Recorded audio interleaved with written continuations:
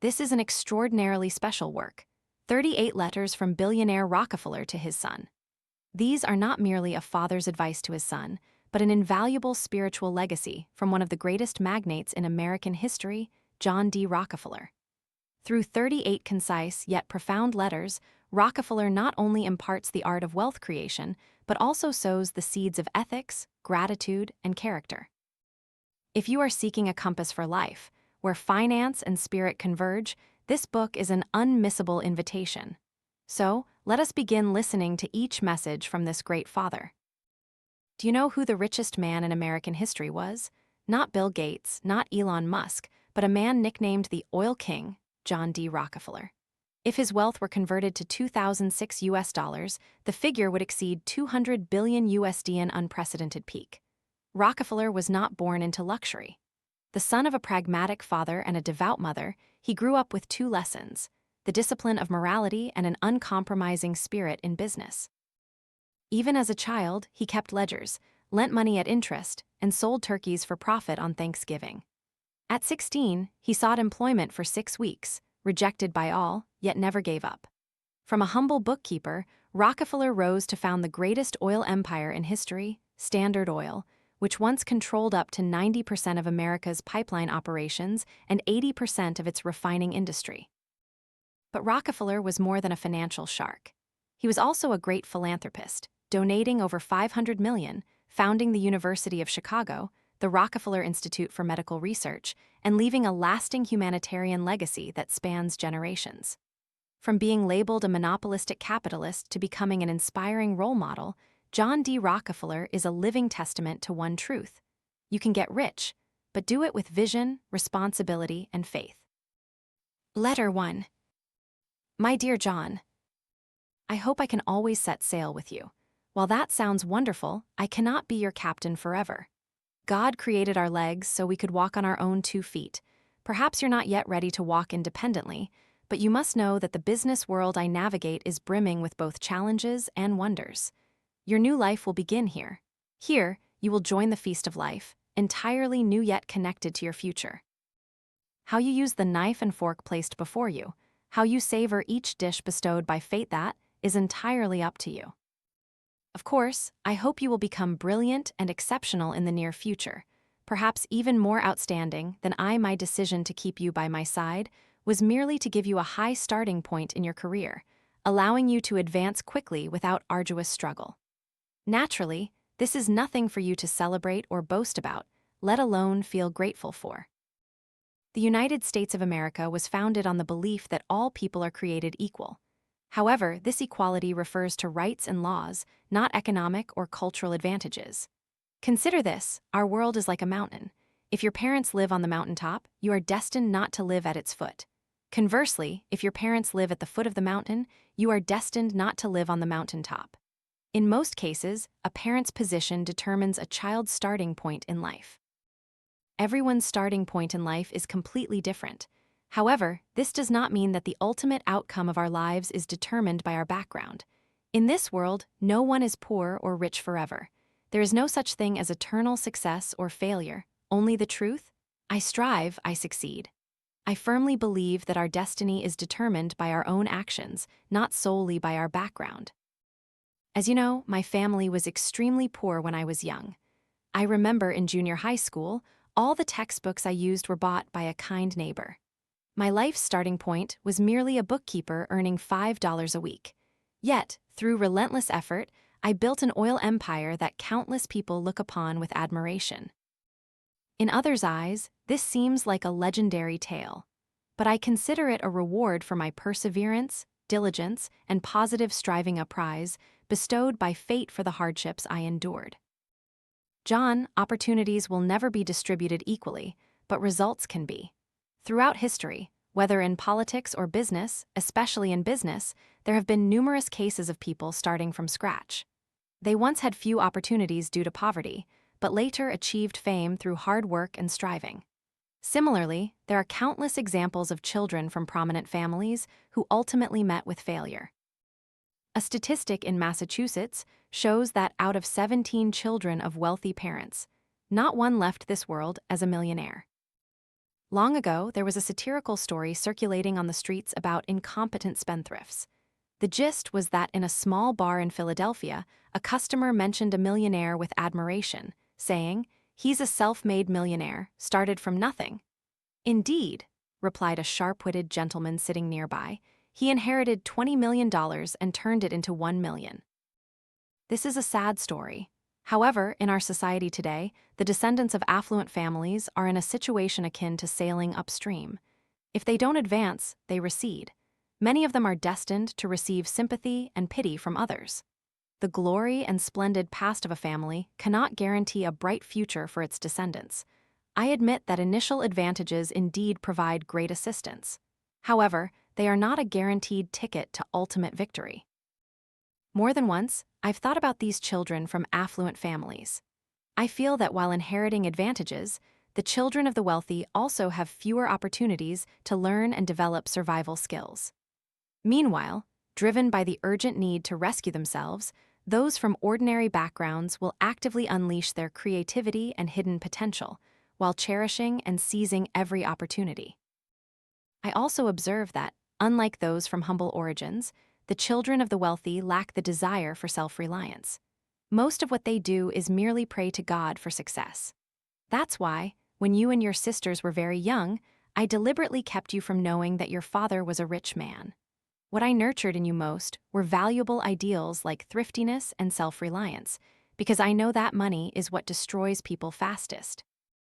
It can corrupt us, make us arrogant, overbearing, and conceited, thereby making us lose the most beautiful happiness. I cannot harm my beloved children with wealth or foolishly turn you into incompetent individuals who refuse to progress, relying solely on your parents' achievements. A truly happy person is one who can enjoy what they create. Those who only know how to receive without effort, like a sponge, will never experience true happiness. I believe we all desire to live a happy and prosperous life. Yet, few can provide a clear answer to the question of where such a life originates. In my opinion, that life doesn't come from noble lineage, nor from an extravagant lifestyle, but from a noble virtue, the spirit of self-reliance and self-improvement. Just by looking at the virtuous individuals whom everyone respects and admires, we will understand the value of self-reliance. John, every action of yours is my concern. However, more than that, I trust you. I trust your excellent character, which is more valuable than any wealth in the world. It will open a brilliant future for you and help you achieve a successful and prosperous life. However, you must firmly believe that the starting point can influence the outcome but will not determine it. Other factors such as ability, attitude, personality, ambition, methods, experience, and luck play an extremely important role in life and in business. Your life has only just begun. Yet, the battle of life awaits you ahead. I can deeply feel that you want to be a winner in that battle. But you must know that everyone carries the will to pursue victory, and only those who are prepared will reap the sweet fruits. Son, a privileged but incompetent person is just trash. An educated person who creates no influence is merely worthless garbage. Find your own way. God will be with you to help you. With love, your father. Letter 2. John. Some people are destined to become kings or great men due to their extraordinary talent. For instance, Cyrus McCormick, who possessed a mind capable of creating fortune, knew how to turn a reaper into a scythe to harvest money. In my assessment, McCormick was always an ambitious industrial tycoon with business acumen. With his reaper, he freed American farmers from hardship and also joined the ranks of America's wealthiest. The French seemed to favor McCormick more, praising him as the one who contributed most to the world. Oh, this truly was an unexpected outcome. This business genius, who initially traded ordinary farm tools, once uttered a profound statement. Luck is the leftover wealth of careful planning. This statement is indeed perplexing. Does it mean luck is the result of preparation and strategy, or is it what remains after planning? McCormick's own experience suggests that both meanings exist. In other words, we create our own luck, and we cannot entirely eliminate luck through any action. Luck is the happy news that is hard to avoid during the planning process. McCormick grasped the truth about luck and opened the door to good fortune.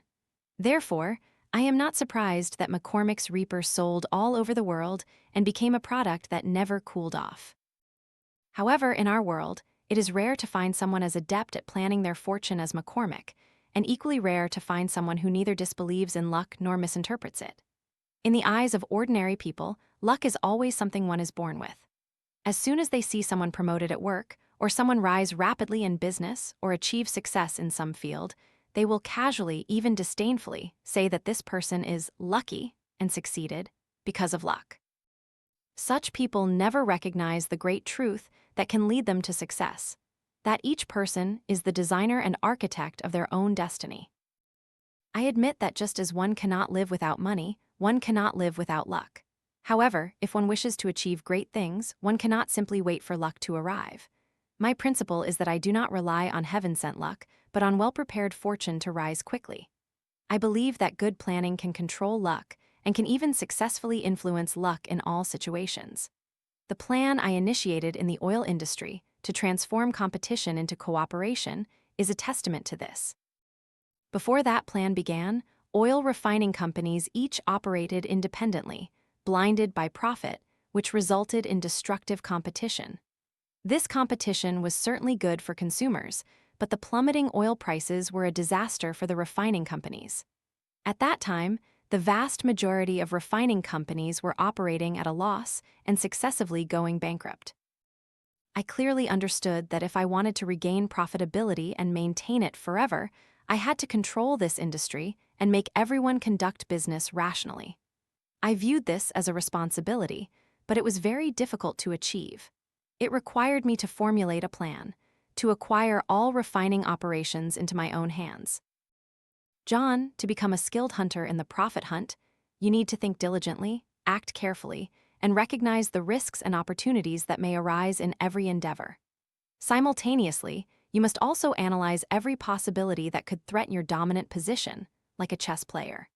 After thoroughly studying the situation and assessing my own forces, I decided to make Cleveland my first front to launch the oil industry war, and there I subjugated over 20 competitors.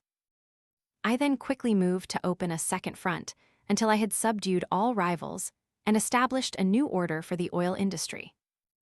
Like a commander on the battlefield choosing a target of attack, you first need to know which weapon will be most effective. If you want to successfully implement a plan to unify and control the oil and gas industry, you need a weapon that can decisively solve this problem: money. I needed a lot of money to buy out the refineries that were suffering from overproduction. However, the small amount of capital I had was not enough to realize this plan. So, I decided to establish a joint stock company to attract investors from outside the industry.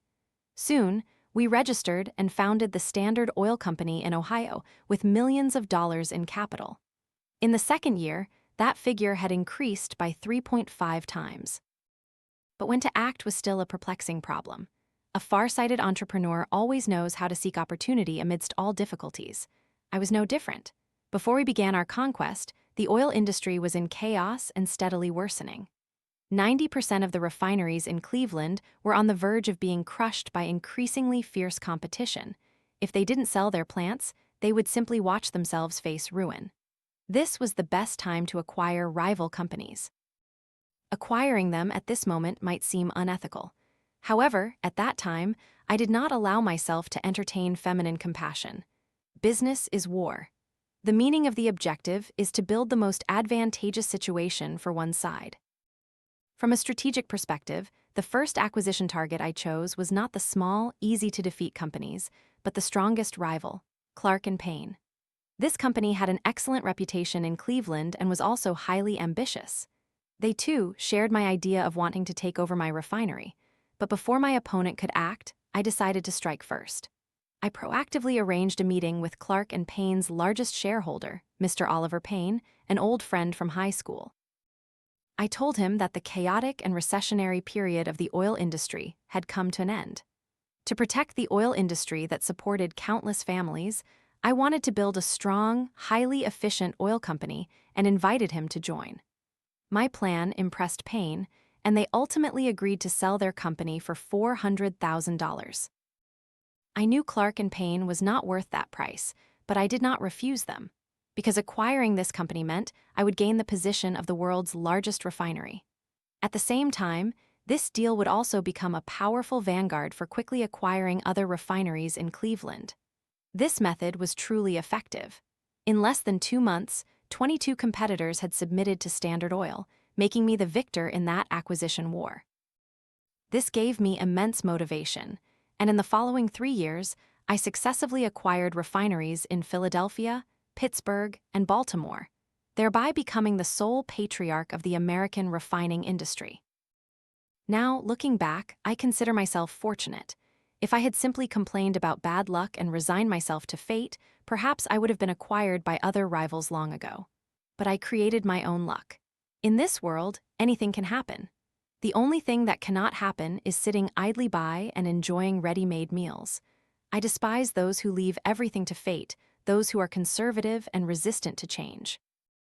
Their minds are occupied by antiquated thoughts, secretly complacent, believing they can retreat safely and smoothly.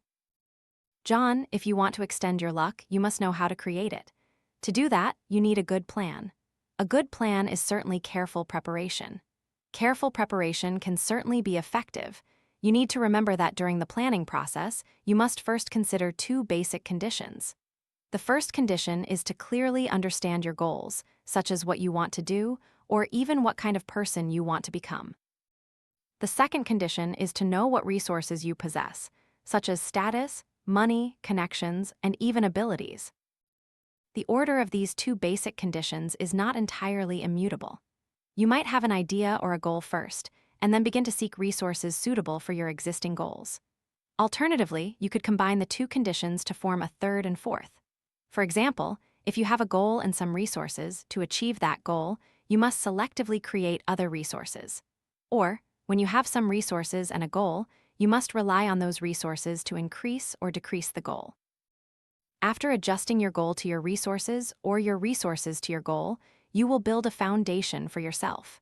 This foundation is the basic structure you can rely on to brainstorm ideas and plan, then fill in the rest with methods and time. Finally, await the emergence of luck. My son, you must remember that creating luck is also creating life. Therefore, while waiting for luck, you also need to know how to seize it. Be bold and try, my boy. With love, your father. Letter 3. My dear John, let me tell you a very interesting fable that deeply moved me. In ancient Europe, there was a man who, after death, found himself in a wonderful place where he could enjoy everything. As soon as he stepped into that land of pleasure, a man who looked like a servant approached him and asked, "Sir, do you need anything? Here you can have everything you desire. Delicacies, entertainment, young beauties, all at your disposal." Hearing this, the man was somewhat astonished but also extremely happy, secretly rejoicing in his heart. "Isn't this what I dreamed of when I was alive?" So, he spent his days enjoying fine food and beautiful women. However, one day, he suddenly felt no more interest in these things. He then told the servant, "I'm tired of these things. I need to do something. Can you find me a job?" To his surprise, the answer he received was a shake of the head. "I'm sorry, sir, this is the only thing we cannot do for you. There are no jobs for you here." The man was extremely dejected, angrily threw his hands up and said, "Then that's terrible. I'd rather be in hell. Where do you think you are, sir?" The servant gently replied. John, this humorous fable seems to remind me that losing a job means losing happiness. But unfortunately, some people only realize this when they become unemployed. What a misfortune. I can proudly declare that I have never experienced unemployment. This doesn't mean I'm lucky, but because I have never viewed work as a punishment. On the contrary, I have found infinite joy in it. I believe that work is a privilege. Instead of merely sustaining life, it brings much more. Work is the foundation of all business activities, the source of all prosperity, and also the element that creates genius. Work helps young people eagerly strive, achieving more than their parents, no matter how wealthy they are. Work is expressed through meager savings and lays the foundation for happiness. Work is like rich salt, adding flavor to life. However, one must love their work first to receive the greatest benefits and the best results. When I first entered the business world, I often heard that to climb to the top, one had to sacrifice a great deal. But as the years passed, I began to realize that many people striving for the top didn't have to pay any price at all. They worked hard because they genuinely loved their work. In any profession, those who reach the top dedicate themselves completely and wholeheartedly to the work they are doing. As long as you love the work you pursue, success will naturally come to you. Loving work is a kind of faith. With this faith, we can level the mountain of despair and turn it into a rock of hope. A great artist once said, "Pain passes, but beauty remains." However, some people are clearly not smart enough. They harbor ambitions, are too picky about jobs, constantly seeking a perfect employer or a perfect job. The truth is, employers need punctual, honest, and diligent employees. They only raise salaries and promote employees who are extremely hardworking, extremely loyal, extremely passionate, and dedicate a lot of time to work. Because they are businessmen, not philanthropists. What they need are valuable people. No matter how grand a person's ambition, at the very least, they must take the first step to reach the top. Everything is difficult at the beginning. Once a start is made, continuing to move forward is not so hard. The more arduous or unpleasant the work, the sooner it needs to be started. The longer you procrastinate, the more arduous and daunting the task will become. Just like shooting, the longer you aim, the lower your chance of hitting the target. I will never forget my first job as a bookkeeper. Back then, even though I had to go to work at dawn every day and the whale oil lamp in the office cast a dim light, I didn't find the work boring. On the contrary, I was incredibly engrossed and enjoyed it. Even the tedious procedures of the job or the trivial matters in the office couldn't make me lose my enthusiasm for it.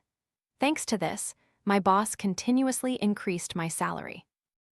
Income is merely a byproduct that work brings you. As long as you do what you should do well and complete what needs to be done exceptionally, then the ideal salary will certainly come to you without asking. More importantly, the highest reward for our hard work is not in the money we receive, but in what kind of person we become through work. Quick-witted people absolutely do not work hard just to earn money. What helps them maintain enthusiasm for their work and achieve more than just accumulating wealth is dedicating themselves to a captivating career. To be honest, I was just an ambitious man. From a young age, I harbored the desire to become wealthy. For me, the company Hewitt and Tuttle, where I was hired, was a wonderful place to hone my abilities and demonstrate my capabilities. This company traded various commodities, owned an iron mine, and furthermore, operated two advanced technologies that ensured its survival: railways and telegraphs, which brought revolutionary changes to the American economy. Thanks to Hewitt and Tuttle, I had the opportunity to step into the exciting, vast, and brilliant business world, learned to respect numbers and facts, saw the power of transportation, and cultivated the abilities and qualities I should possess as an entrepreneur. All these things played a huge role in my later business ventures. One could say that without the experiences at Hewitt and Tuttle, I might have spent a lot of time wandering in circles during my career building process. Now, whenever I think of Mr. Hewitt and Mr. Tuttle, a sense of gratitude swells in my heart. My time working there was the beginning of my striving life and laid a solid foundation for my ascent. I will forever be grateful for the experiences I gained during those 3.5 years. Therefore, I never resented my employers, as some people do, saying that we are merely oppressed slaves, like grains of sand, while they live luxuriously in splendid villas, their safes filled with money and gold. Every coin they hold comes from exploiting honest workers like us. I wonder if those who harbor such resentment ever consider who created their jobs, who gave them the opportunity to start a family, who helped them have the chance to develop themselves. If they are aware that others are exploiting them, why don't they end this exploitation and leave? Working is an attitude. It determines whether we are happy or not. Take two stonecutters, both carving stone statues. If you ask them, "What are you doing here?" one of them will reply, "You see, I'm cutting stone. Once this block is done, I can go home." Such a person always views work as punishment, and the word they utter most frequently is tired. Meanwhile, another person will reply, "Don't you see? I'm carving a statue. This work is hard, but it's well paid. After all, I still have a wife and 4 children at home who need food and clothes." This type of person always views work as a responsibility. The phrase they often utter is taking care of my family. The third person might put down their hammer, point proudly at the stone statue, and say, "You see, I'm creating a work of art." This type of person always views work as an honor and a joy. The phrase they often utter is, "This work is very meaningful." In reality, both heaven and hell are created by ourselves. If you give work some meaning, then no matter the level of the work, you will feel happy. No matter what achievements you set, you will find your work interesting. If you don't like to work, any simple task will become difficult and boring. When you complain that work is tiring, even if you put in no effort, you will feel exhausted. But if you don't, the result will be completely different. Everything in this world works that way. John, if you regard work as joy, life will become heaven. Conversely, if you regard work as an obligation, life will resemble hell. Carefully consider your attitude towards work. It is what helps us experience joy. With love, your father. Letter 4. My dear John, I always remember the words of the wise. Education encompasses many aspects, yet it teaches you none. This saying reveals a truth. If you don't take action, the most practical, beautiful, and feasible philosophies in the world can't help you. I always believe that opportunity is seized by taking advantage of timing. Even the greatest ideas have flaws.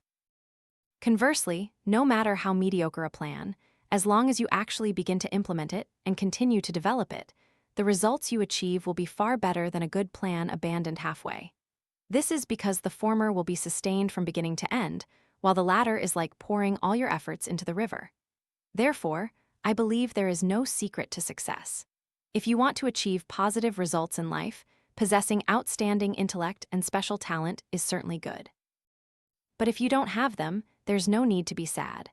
As long as you act proactively, you will move closer and closer to success. Unfortunately, many people fail to grasp this greatest lesson, ultimately leading themselves to mediocrity. Look at these mediocre people, and you will find that they all live passively, talk more than they do, or even just talk without doing. Yet, almost all of them are experts in excuses, finding every reason to procrastinate until they can prove that something should not, cannot, or is too late to be done. Compared to these people, I appear much wiser and more astute. Frederick T. Gates once praised me as someone proactive in work. I am pleased with this compliment because I truly have lived that way. Proactive action is another characteristic of mine, and I have never liked empty theorizing, because I know that without action, there will be no results.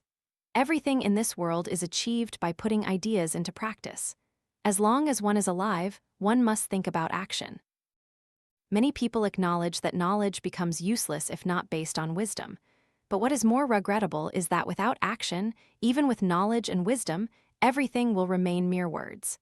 Action and careful preparation can actually be seen as two sides of the same coin. Life must have moderation.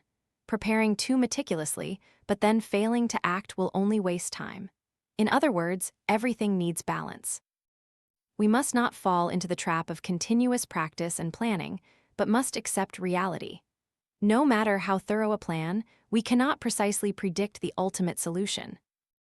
Of course, I do not deny the importance of planning. This is the first step to achieving favorable results. However, a plan is not action, nor can it replace action. Just like playing golf, if you haven't hit the first hole, you cannot move to the second. Action solves all problems. If you don't take action, nothing will happen. Even if we cannot buy absolute insurance, we can resolve to implement our plans. People who lack action have a bad habit. They like to maintain the status quo and resist change.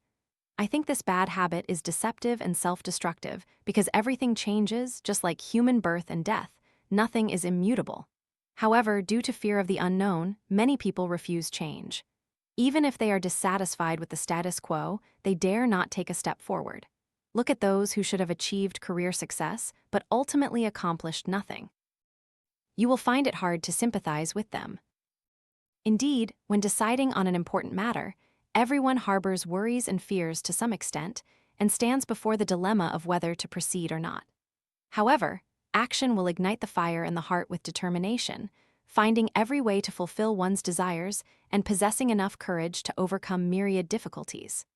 Most people who lack action are naive, preferring to wait for things to unfold naturally. They naively think others will care about their affairs. In reality, besides oneself, no one is interested in what they do. Everyone only cares about their own business. For example, in a business deal, the higher the profit margin, the more proactively we must act. Meanwhile, because the success or failure of that deal doesn't concern others, they won't bother with it. At this point, it's best to help ourselves and strive forward.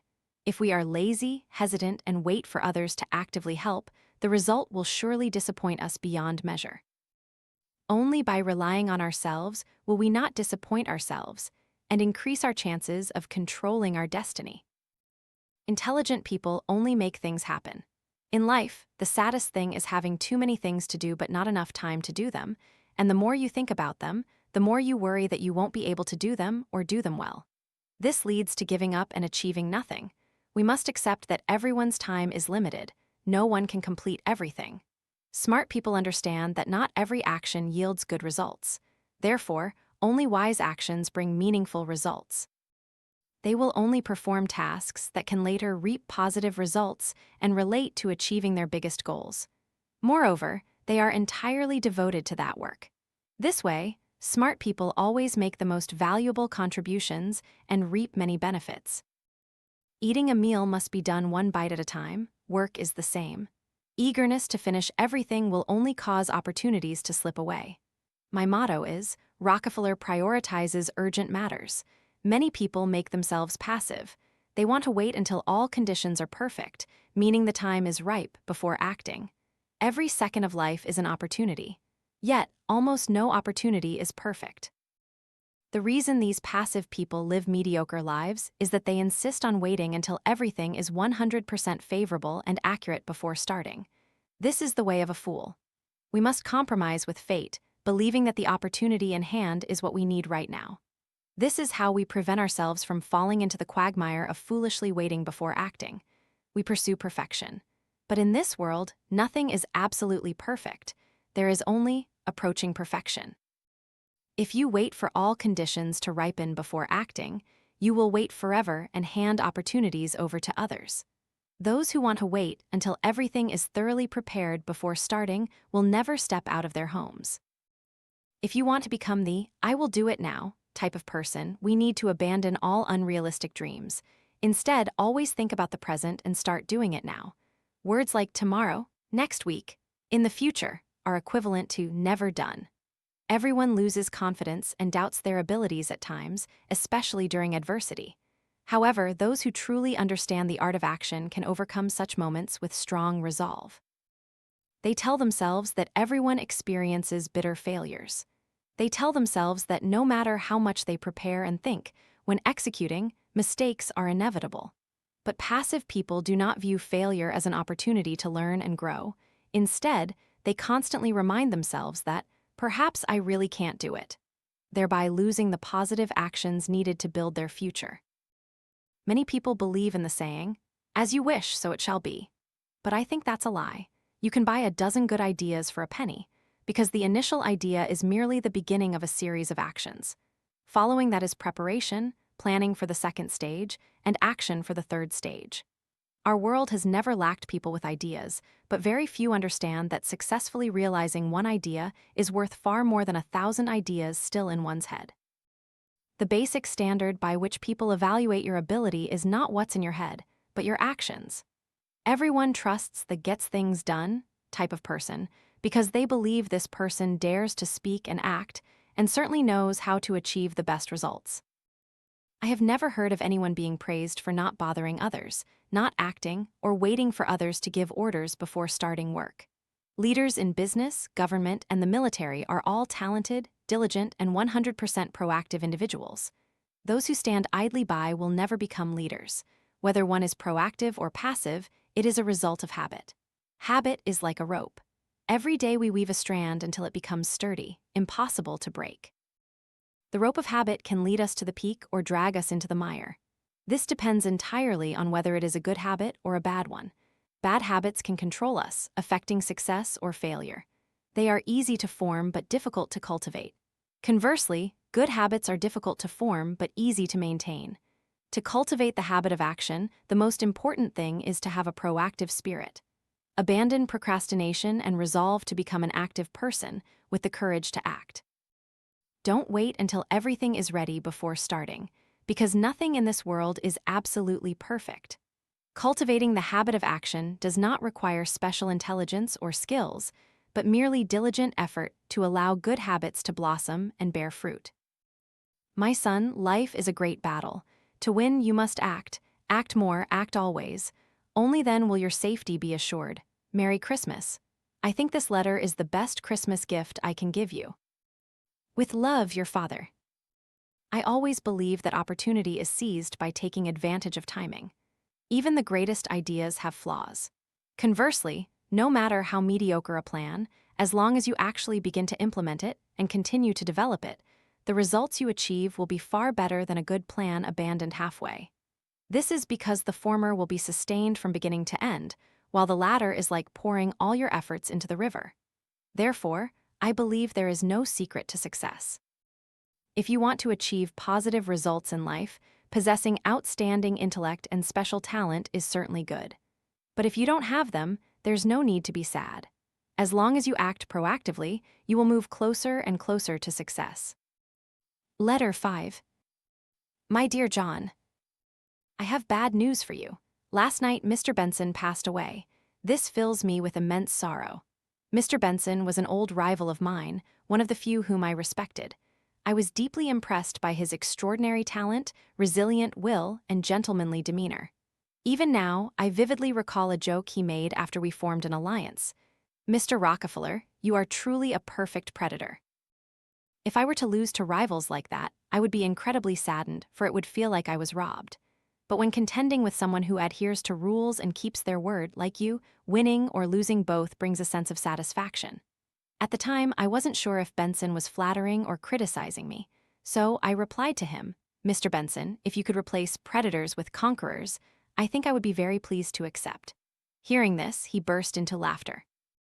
I greatly admire warriors who fight valiantly against their enemies, and Mr. Benson was such a man. Before we formed our alliance, I had just acquired the largest railroad company in the United States, the Pennsylvania Railroad, and also successfully controlled the fourth largest American railroad and the last major line, the Baltimore and Ohio Railroad. In this way, along with my most loyal allies, the Erie Railroad and the New York Central Railroad, all four major American railroad companies had become instruments in my hands. Additionally, Standard Oil's pipelines were gradually extending to the oil fields, and what made me even happier was gaining absolute control over all oil pipelines connecting the oil wells to the main railroad lines. Frankly, at that time, my influence had reached every corner of the oil industry: extraction, refining, transportation, and the market. It wouldn't be an exaggeration to say I held the power of life and death over oil extraction and refining companies. I could make them rich, or I could ruin them. However, there were indeed some who ignored my authority. For example, Mr. Benson. Mr. Benson was an ambitious businessman who wanted to build an oil pipeline from the Bradford oil field to Williamsport to rescue independent oil companies, who feared my acquisition and wished to escape my dominance. Of course, the primary motivation was the thought of fishing in troubled waters, which spurred him to bravely enter my territory. From the outset, the oil pipeline connecting the Northeast to western Pennsylvania was built with astonishing speed. This caused me no small concern. John, no competition is easy. All competitions are arduous games, requiring close attention and continuous decision-making. Otherwise, with even a slight lapse, you will lose. Mr. Benson was causing trouble, and I had to stop him. Initially, I challenged Benson with a rather unwise tactic. I bought a long, narrow strip of land along the Pennsylvania state border, running north to south at an exorbitant price, intending to block Benson's progress. But he chose a detour, neutralizing my move, and as a result, I became the owner of a vacant piece of land, having also made the farmers their rich overnight. After that, I mobilized the strength of my allies, demanding that railroad companies absolutely not allow any oil pipelines to cross their tracks. However, just like before, Benson successfully broke through the encirclement. Finally, I intended to rely on government power to stop Benson, but that also failed. So, I could only watch Benson become a hero. I knew I had met a formidable opponent, but that couldn't shake my determination to compete, because that 100-mile oil pipeline was the greatest threat to me. If oil flowed through it unimpeded, it would go straight to New York. Then Benson and others would replace me as the new owners of the New York refining industry, and I would also lose control of the Bradford oil field. This was something I absolutely could not allow to happen. Of course, I didn't want to pursue him to the death or act ruthlessly. My true goal was to achieve what I wanted without paying an exorbitant price. Therefore, I absolutely could not let Benson and others act recklessly, destroying the market order I had established and seizing control of my oil industry. This was my entire life. So, when the giant serpent was about to expand, I proposed to Benson that I wanted to buy their shares. Unfortunately, what I received was a refusal. This angered me and others.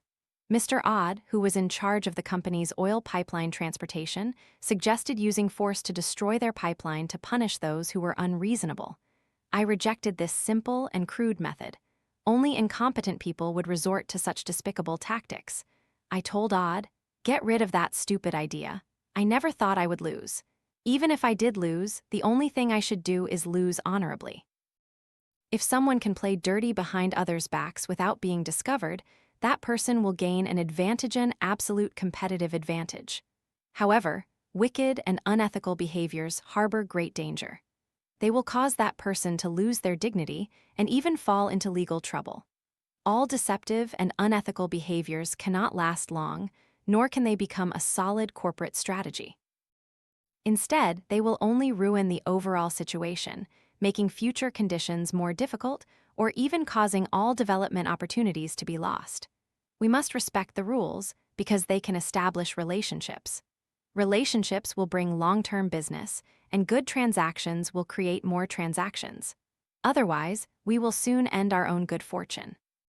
Frankly, I do not welcome competition. What I want to do is completely eliminate competitors. However, I do not need a dishonorable victory. What I want is a complete, thorough, and honorable victory. Just as Benson was feeling proud and enjoying the joy of success, I launched a series of attacks that he found difficult to resist. I sent people to oil barrel manufacturing companies and placed large orders, requiring them to ensure production and on-time delivery, thereby preventing them from having time to deal with other customers, including Benson. Without oil barrels, oil extraction companies could only pour crude oil into open pits. Therefore, what awaited Mr. Benson would not be crude oil barrels waiting for shipment, but complaints. Simultaneously, I reduced transportation prices, attracting a large number of refining companies that relied on Benson to transport crude oil and turn them into our customers. Furthermore, I had previously quickly acquired several refineries in New York to prevent them from becoming customers of Benson. An excellent commander does not attack fortifications that are irrelevant to him, but devotes all his efforts to destroying important strongholds to quickly capture the city. Each of my blows hit Mr. Benson's vital points, leaving him with no oil to transport. Thanks to this, I became the victor. Less than a year after building the pipeline, dubbed the longest in the world, Mr. Benson surrendered and proactively offered me a truce. I knew this wasn't Benson's idea, but he understood very well that if he continued to resist me, an even more disastrous defeat awaited him. John, every important competition is a battle that determines destiny. Retreating is surrendering. Retreating will lead to slavery. If war cannot be avoided, then face it with your head held high. In this world, competition takes place every second, and we have no time to stop and rest. What we can do is embrace the challenges and fierce competition with unwavering determination, cheerful spirit, and joy. Otherwise, no good results will come. To win in competition, it is important to maintain vigilance. When you constantly see your opponent trying to weaken you, that is when the game begins. At that point, you need to know what you possess. At the same time, you also need to understand that friendliness and kindness can hurt you, so utilize all your resources and skills to win. Of course, to win in competition, courage is only an essential part. You also need strength. Crutches cannot replace strong legs, so we must stand on our own 2 feet. If your legs are not strong enough to support you in taking quick and steady steps, then instead of giving up and surrendering, you should diligently train, strengthen your legs, and make them effective. I think Mr. Benson in heaven would agree with my view. With love, your father. I always believe that opportunity is seized by taking advantage of timing. Even the greatest ideas have flaws. Conversely, no matter how mediocre a plan, As long as you actually begin to implement it and continue to develop it, the results you achieve will be far better than a good plan abandoned halfway. This is because the former will be sustained from beginning to end, while the latter is like pouring all your efforts into the river. Therefore, I believe there is no secret to success. If you want to achieve positive results in life, possessing outstanding intellect and special talent is certainly good. But if you don't have them, there's no need to be sad. As long as you act proactively, you will move closer and closer to success. Letter 6. My dear John, I can understand why you feel uneasy about using the money borrowed from me to play the stock market. It's because you want to win but fear losing in that risky world. And the money you might lose isn't yours. It's borrowed, and it comes with interest.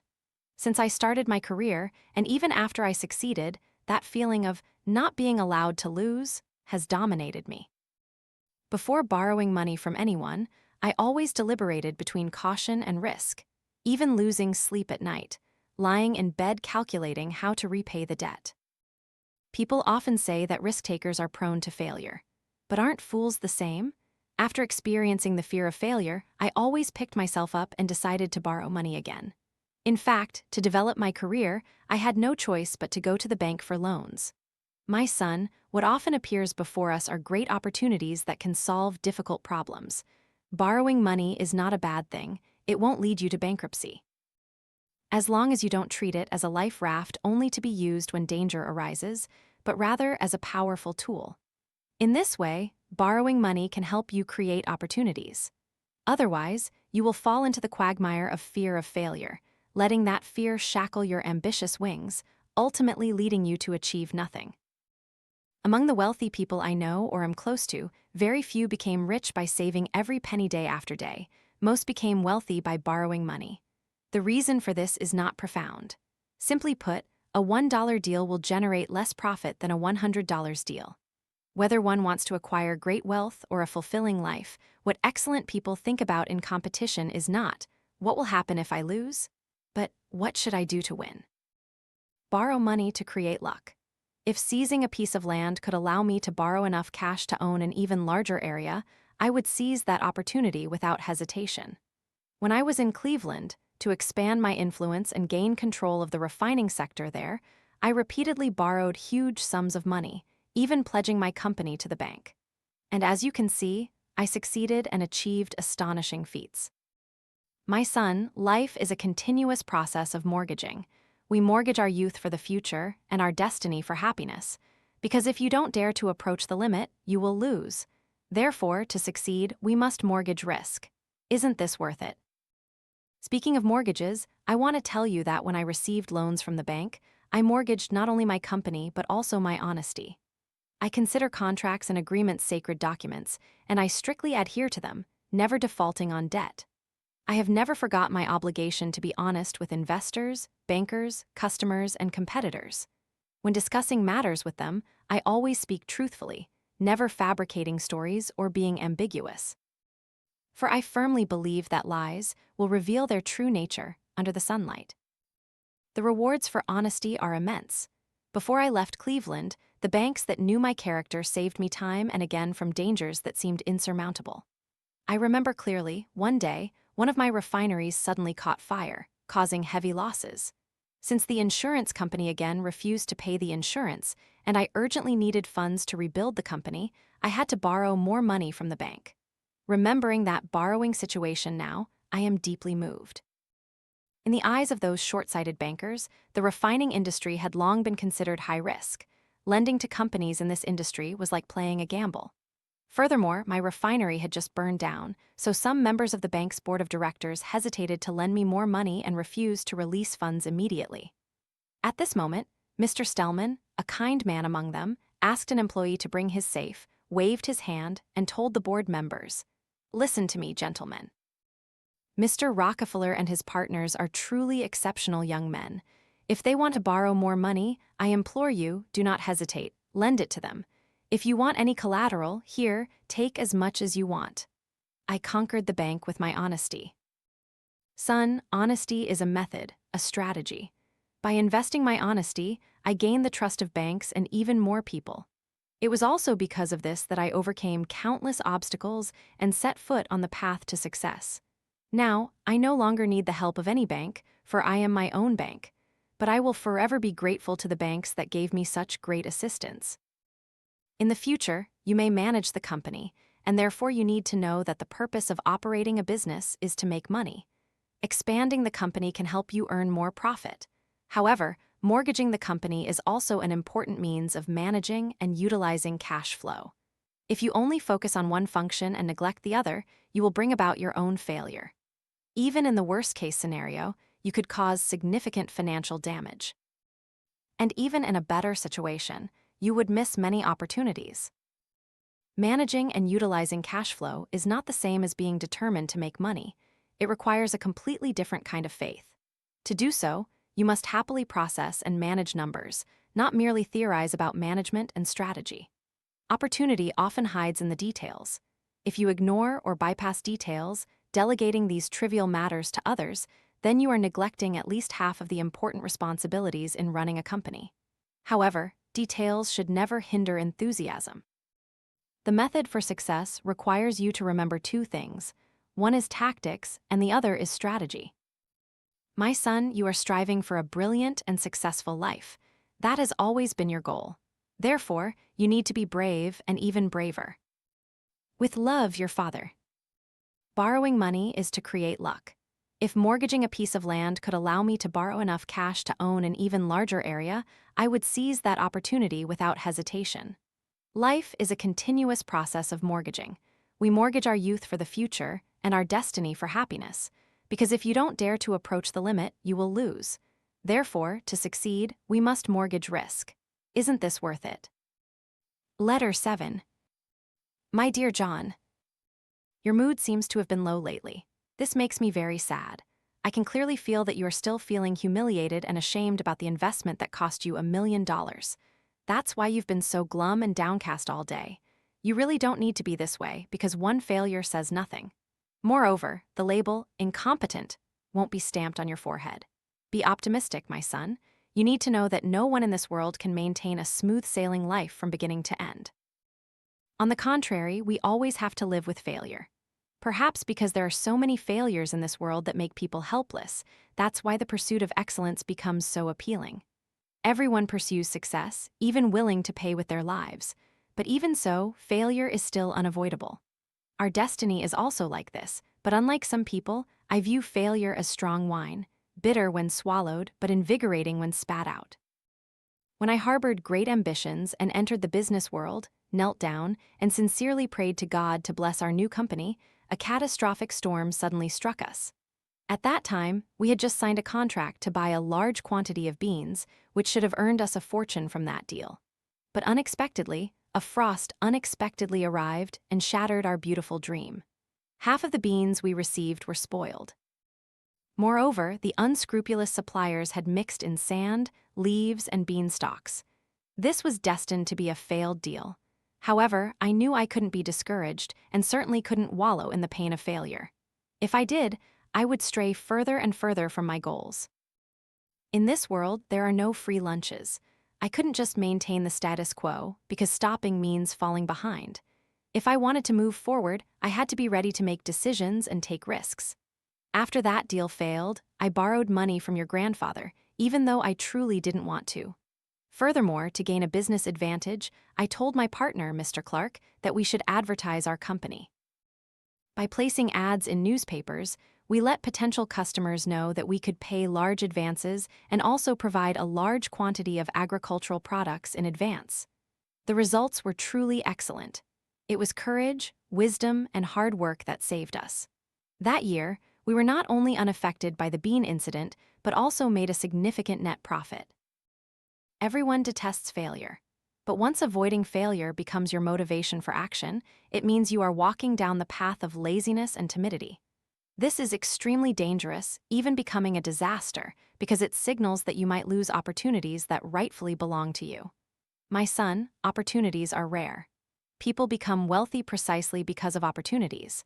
Just look at the poor, and you will know they are not stupid or incompetent, nor do they lack effort. They simply lack opportunities. You need to understand that we all live in a jungle where the strong prey on the weak. Here, either you destroy others or you are destroyed by others. Avoiding risk is almost like giving up success. But if you seize opportunities, the opportunities of others will be diminished. Only then can you secure your own victory. If you fear failure, you won't dare to take risks. If you don't dare to take risks, you will miss the opportunities before you. Therefore, my child, to avoid losing opportunities and maintain a competitive edge, embracing failure and hardship is absolutely worthwhile. Failure is the beginning of a higher status. One could say that my success today is built upon the stepping stones of failure, having risen step by step from setbacks. I am an intelligent loser, one who learns from failure, extracts the elements of success from the lessons of defeat, and builds new fortunes with methods I never considered before. Through this, I want to tell you that as long as it doesn't become a habit, failure is actually a good thing. My motto is that no matter what failures and difficulties one encounters, one must maintain vitality and resilience. This is the only thing I can do. I know very well what makes me happy and what is worth putting all my effort into.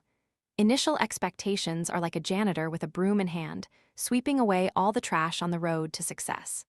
My son, where are your initial expectations? As long as you don't lose them, success will surely come to you. An optimist sees opportunity in adversity. A pessimist sees only hardship in opportunity. Of course, failure also has its own destructive power.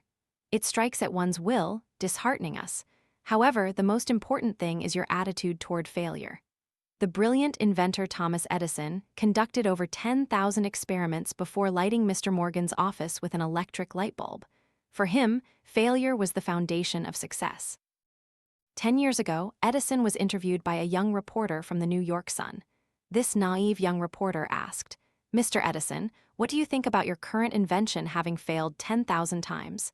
Edison was very annoyed by the word failed. He replied to the reporter in a seasoned tone, "Young man, your life's journey has just begun, so let me give you a piece of advice that might be very useful for your future. I did not fail 10,000 times, I simply invented 10,000 ways that don't work. The power of the spirit is always so immense. My son, if you declare yourself spiritually bankrupt, you will lose everything. You need to know that one's career is like a wave. If you ride the big waves, fame and fortune will follow immediately. But once you miss 15 waves, you will be stuck in shallow waters and sadness for life. Failure is a learning experience. You can turn it into a tombstone or a springboard for yourself. No success comes without challenges. Don't stop just because of one failure. Overcome yourself, only then can you become the ultimate winner. I have great faith in you. My dear John, today is a wonderful day. Today, with boundless gratitude, all the people of the United States of America are commemorating a great and rare soul, former President Abraham Lincoln, a man who had nothing to be ashamed of before God and the people. I believe Mr. Lincoln fully deserves it. In my truthful memory, no one is greater than Mr. Lincoln. He penned a heroic and successful chapter in American history. With an indomitable spirit, courage, and a compassionate heart, he freed 4 million black slaves and shattered the chains that bound the souls of 27 million American citizens of color, ending the sinful history that had made countless souls degenerate, corrupt, and narrow-minded due to racial discrimination. Moreover, he resolved the disasters that ravaged the country, uniting people of different languages, religions, skin colors, and races into an entirely new nation. Thanks to Mr. Lincoln, the United States of America gained freedom and embarked on the path of justice and righteousness. Abraham Lincoln was the greatest hero of the last century. Today, on the 100th anniversary of his birth, people across the nation commemorate what this president did for America. This is the clearest testament. However, in recalling and appreciating Lincoln's great achievements, we should embrace and cultivate the special lessons from his life: steadfastness and courage. I believe the best way for us to remember the former president is to follow his example and let his never-give-up spirit illuminate America. In my heart, the indomitable Abraham Lincoln will forever embody fearlessness in the face of challenges. The former president came from poverty and was once driven from his hometown. His first business venture ended in failure. Even the result of his second business was more disastrous than the first, to the point that he had to spend more than 10 years repaying debts. His political path was also extremely arduous. Mr. Lincoln lost his first election for the Illinois State Assembly, and this cost him his job. Fortunately, his second election bid was successful. But what awaited him next was the pain of losing a loved one and failure in running for state governor. Nevertheless, he was not discouraged. Even though he suffered 6 failures in subsequent elections, after each one, he steadfastly rose until he was elected President of the United States. Everyone has ups and downs and endures countless hardships, but few can strive as resiliently as Lincoln. After each electoral defeat, he would encourage himself, "It's just a slip, not a fall from which I can't get up." This saying was the strength that helped Lincoln overcome difficulties, and also the sharp weapon that helped him achieve resounding success. The life of former President Lincoln wrote a great truth: unless you give up, you will never be defeated. Success is continuous striving. Great figures like Abraham Lincoln almost all experienced hardship and adversity, facing turbulent waves. Each of them also almost gave up and declared surrender. But they chose to persevere to the very end, thereby achieving brilliant accomplishments. For example, the brilliant Greek orator Demosthenes, due to a stutter, was extremely shy and timid. Before his death, his father left him a piece of land, hoping his son could live a prosperous life. However, according to the laws of Greece at that time, Demosthenes had to win ownership in a public debate before being declared entitled to the land. Unfortunately, his stutter and timidity led to a bitter failure, and he lost the land. However, Demosthenes did not give up. Instead, he worked hard to conquer himself and became a supreme orator, unprecedented in history. History forgot the man who lost his property due to a stutter. But centuries later, all of Europe remembered a great name: Demosthenes. Many people overvalue what they lack, but undervalue what they possess, thereby losing the opportunity to become winners. This is indeed a tragedy. Lincoln's life is a great testament to turning disadvantage into victory. In this world, no one achieves success through pure luck without having experienced failure. The important thing is not to become a coward because of a stumble. If, despite your best efforts, you are still unsuccessful, the only thing we need to do is learn from the experience and perform better in subsequent endeavors. To be honest, I don't intentionally compare myself to President Lincoln, but I find that I also possess a similar spirit. I detest business failures and losses, but what worries me more is becoming a coward, always timid and hesitant in business due to fear of failure. If that were the case, I would suffer even greater losses. For ordinary people, failure makes it difficult to persevere, but success can. However, Abraham Lincoln was an exception. He would use every obstacle and failure to propel himself further. Because he carried an iron will, just as he himself said, "You can't sharpen a razor on velvet." In this world, nothing can replace willpower. Talent cannot, for everywhere there are talented people who are unlucky. Education cannot, for this world is full of people who cannot apply what they have learned to practice. Only willpower and determination can bring us close to success. As you continue to climb to the top, you must remember that we can stop long enough and many times on each step. But the purpose of doing this is not to rest, but to give you the opportunity to step higher. In that process, you will inevitably feel tired and discouraged. But as a boxer once said, you have to fight one more round to win. When we encounter difficulties, we should do the same. Fight one more round, don't give up too soon. Within each of us lies infinite potential, unless we know where it is and persistently utilize it. Otherwise, that potential will become worthless. Great opportunities do not appear automatically. You must exert great effort to seize them. The proverb truly says it well: strike while the iron is hot. Willpower and effort are both important. Every no answer will bring you closer to a yes answer, and before dawn is always the darkest part of the night. It's not just a saying. As long as you work hard, develop your skills and talents, the day you achieve success will not be far away. Today, along with commemorating and praising President Lincoln, we must not forget to motivate ourselves with the great achievements of his life. Even if we do so, and the day of success still doesn't come, we are still winners. Because we have accumulated useful knowledge and also learned how to face life, and that is a greater success. With love, your father. We can stop long enough and many times on each step, but the purpose of doing this is not for us to rest, but to give you the opportunity to step higher. In that process, we will inevitably feel tired and discouraged. But as a boxer once said, you have to fight one more round to win. When we encounter difficulties, we should do the same. Fight one more round, don't give up too soon. Letter 9. My dear John, you are very right. Possessing brilliant intellect can create miracles. However, in reality, those who can create miracles are few and far between, like stars in the morning, while ordinary people are countless. There is one thing that prompts deep reflection. Everyone wants to achieve something great. Each of us wishes for the best things. No one likes flattery, living an ordinary life just following others' words. Nor does anyone willingly consider themselves a supporting character or reluctantly believe they were forced to become that way. Is it because we lack the brilliant intellect to fulfill grand ambitions? Of course not. The most practical wisdom for success has long been written in the Bible. Faith as small as a mustard seed can move mountains. But why do so many people still fail? I think it's because not many truly believe they can move mountains and achieve greatness, and as a result, not many actually succeed. The majority of people consider the Bible's statement to be absurd and unrealistic, that such things cannot happen or be achieved.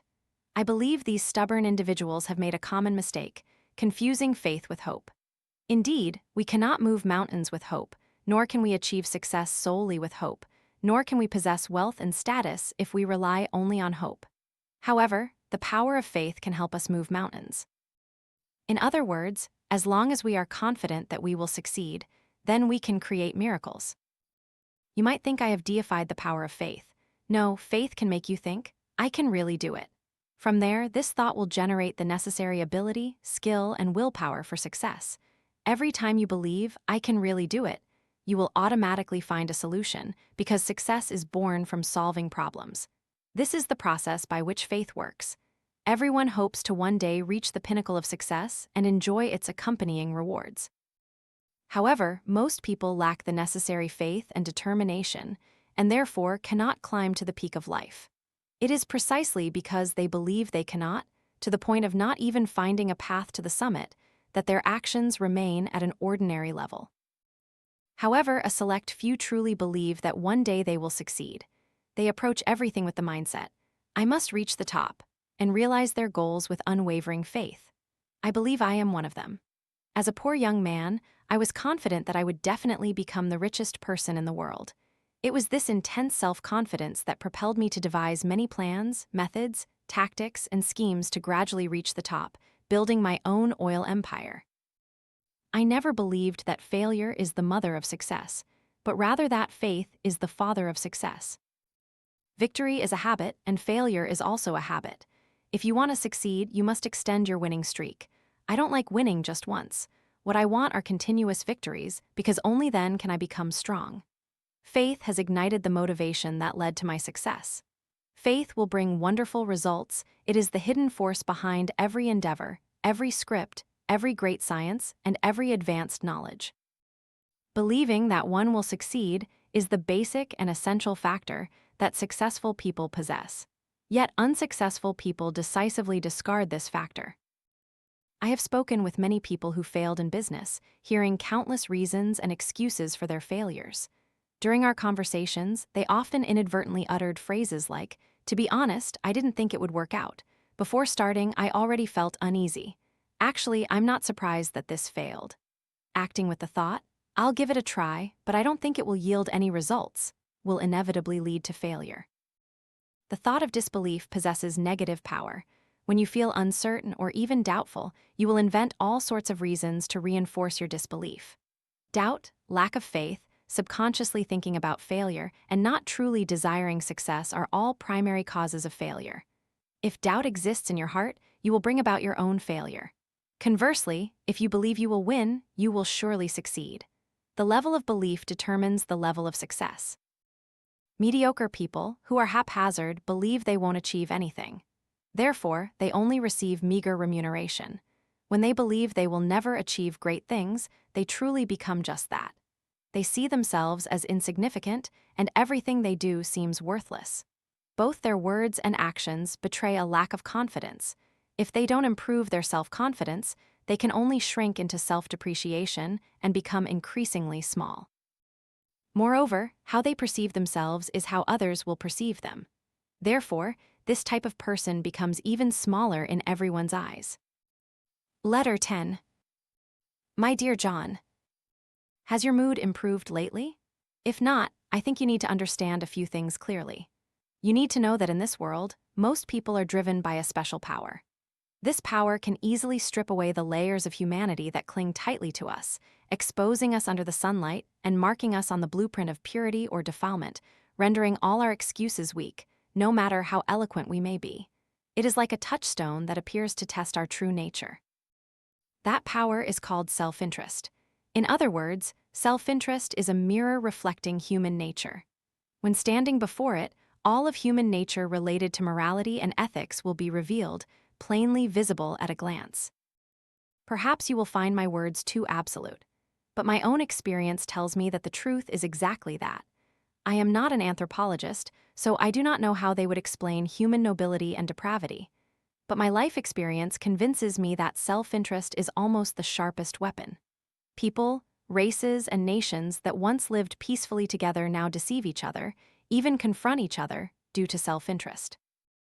Through deceit, traps, even slander, defamation, and curses, as well as bloody, cruel struggles and plunder like bandits, you will see the shadows of those who pursue self-interest. In this sense, instead of saying we are masters of our souls, it would perhaps be more accurate to say we are slaves to self-interest. I can affirm that in this world, apart from God, no one does not pursue self-interest. All activities in the business world are merely interactions between people. From the moment you step into the business world, the endless game of self-interest officially begins. In this game, all of them are your enemies, including yourself.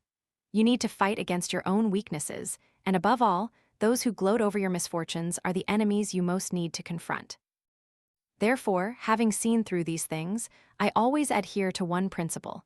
I can deceive my enemy, but I will absolutely not deceive myself.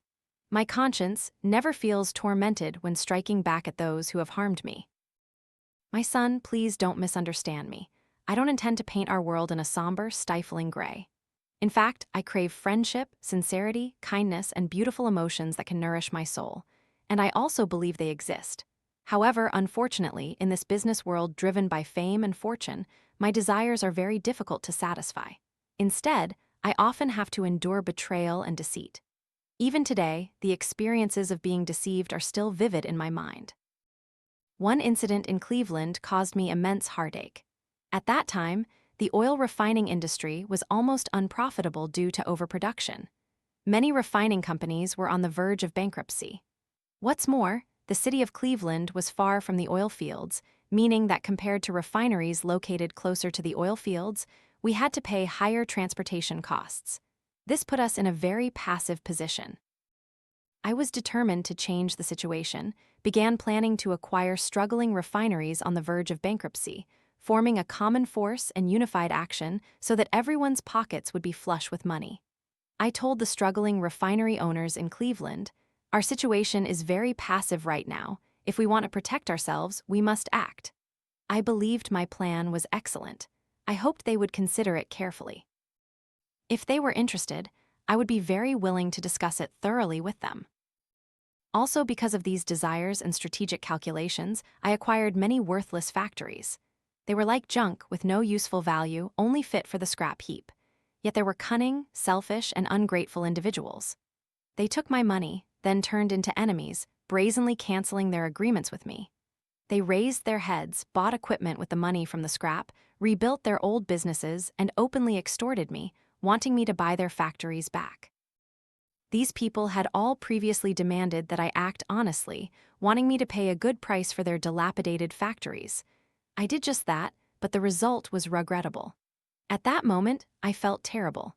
I even blamed myself, thinking I shouldn't have been so honest and kind. Otherwise, I wouldn't have been constrained everywhere like this.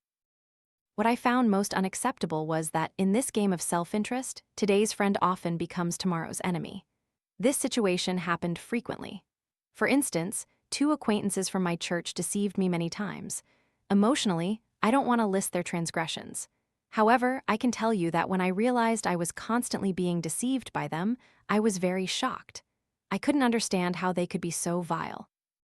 After enduring enough lies and fabrications, I told myself, helplessly, you can only trust yourself, because only then will you not be deceived by others. I know that such a somewhat hostile attitude is not good, but there is indeed too much deceit in this world. Therefore, vigilance is an indispensable survival skill for us. Dealing with scoundrels will make you smarter. Those cunning teachers taught me a great deal. If someone wants to deceive me now, I guess it would be harder than crossing the Grand Canyon on the Colorado River, because those devils helped me establish a set of rules for interacting with people. I think this set of rules will be useful to you. I only reveal my emotions when the situation is advantageous and harmless to me. I can let my opponents teach me, but I will never teach my opponents, no matter how well I understand something. Always think things through carefully. No matter how much others urge you, never act without consideration. I have my own reasons and am only responsible to myself. Be wary of those who demand honesty from us. They are trying to profit from us. I know that deception is just a tactic in the game of self-interest. It cannot solve problems. But I also know that the game of self-interest plays out every second, so I must maintain vigilance from morning till night. At the same time, I understand that in this game, everyone prioritizes their own interests, regardless of whether it benefits others. The important thing is how to protect oneself and be ready to fight anytime, anywhere. Son, fate does not hand us a cup of disappointment, but a cup of opportunity. So, cheer up. What happened on Wall Street is nothing serious. It's just that you trusted others too much. However, you need to remember that a good horse never stumbles twice in the same place. With love, your father. Letter 11. My dear John, today, on my way to play golf, I encountered a challenge that hasn't appeared in a long time. A young man driving a fashionable Chevrolet overtook my car with an arrogant air. He stimulated the competitive nature of an old man like me, and the result was that the young man could only watch the old man's car speed ahead. This excited me greatly, just like defeating a rival in the business world. John, competitiveness is a nature that is never worn down in me. Therefore, those who once condemned me for insatiable greed were mistaken.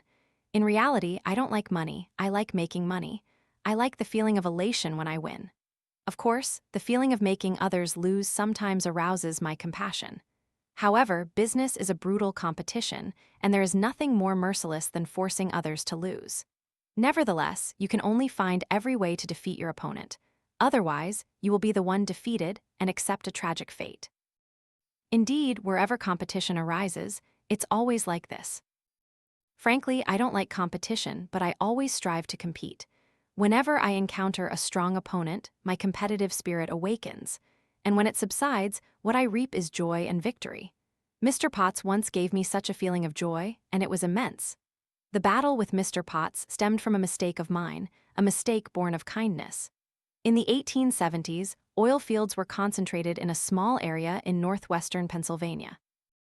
If I built a network of oil pipelines there to connect all the wells, I would only need one valve to control the oil extraction output of the entire region, completely monopolizing this industry. However, I worried that long-distance transportation by pipeline would cause anxiety and fear among the railroad companies I partnered with. Therefore, to protect their interests, I had not yet initiated the plan to install oil pipelines. Moreover, they had all helped me before. But at that time, the Pennsylvania Railroad Company, which had previously played tricks on me and then compromised, was brimming with ambition. They tried to overthrow me with the aim of gaining control of the refining industry. They merged the two largest oil pipelines in that oil region into their railway network, wanting to seize this opportunity to strike at our weak points.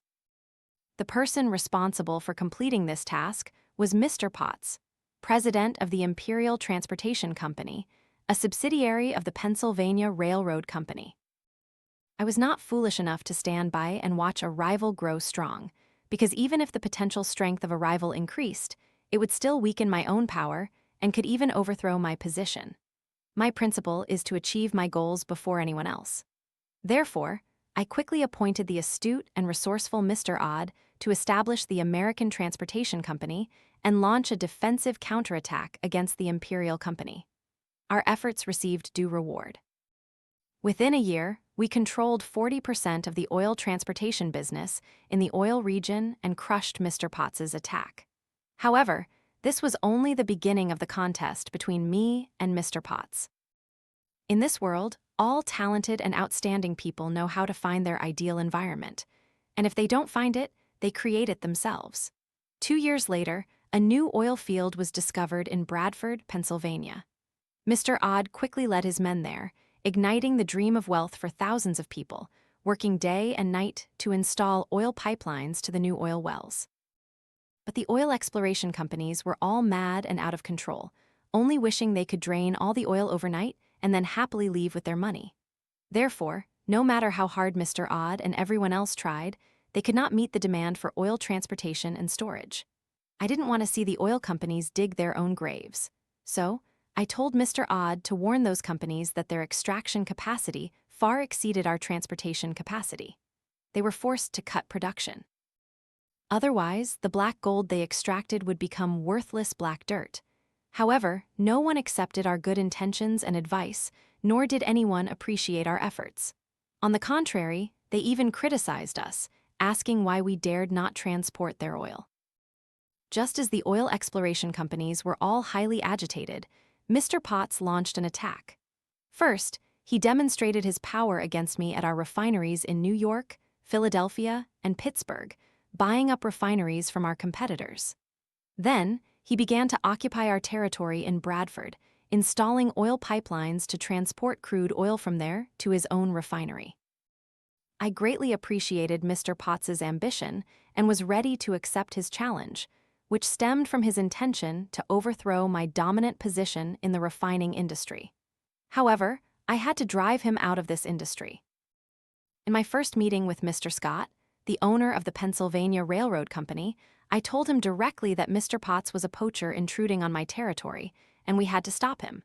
But Mr. Scott was extremely stubborn, insisting on letting Mr. Potts's predatory behavior continue. Therefore, I had no choice but to engage this powerful enemy. First, we terminated all business dealings with the Pennsylvania Railroad Company.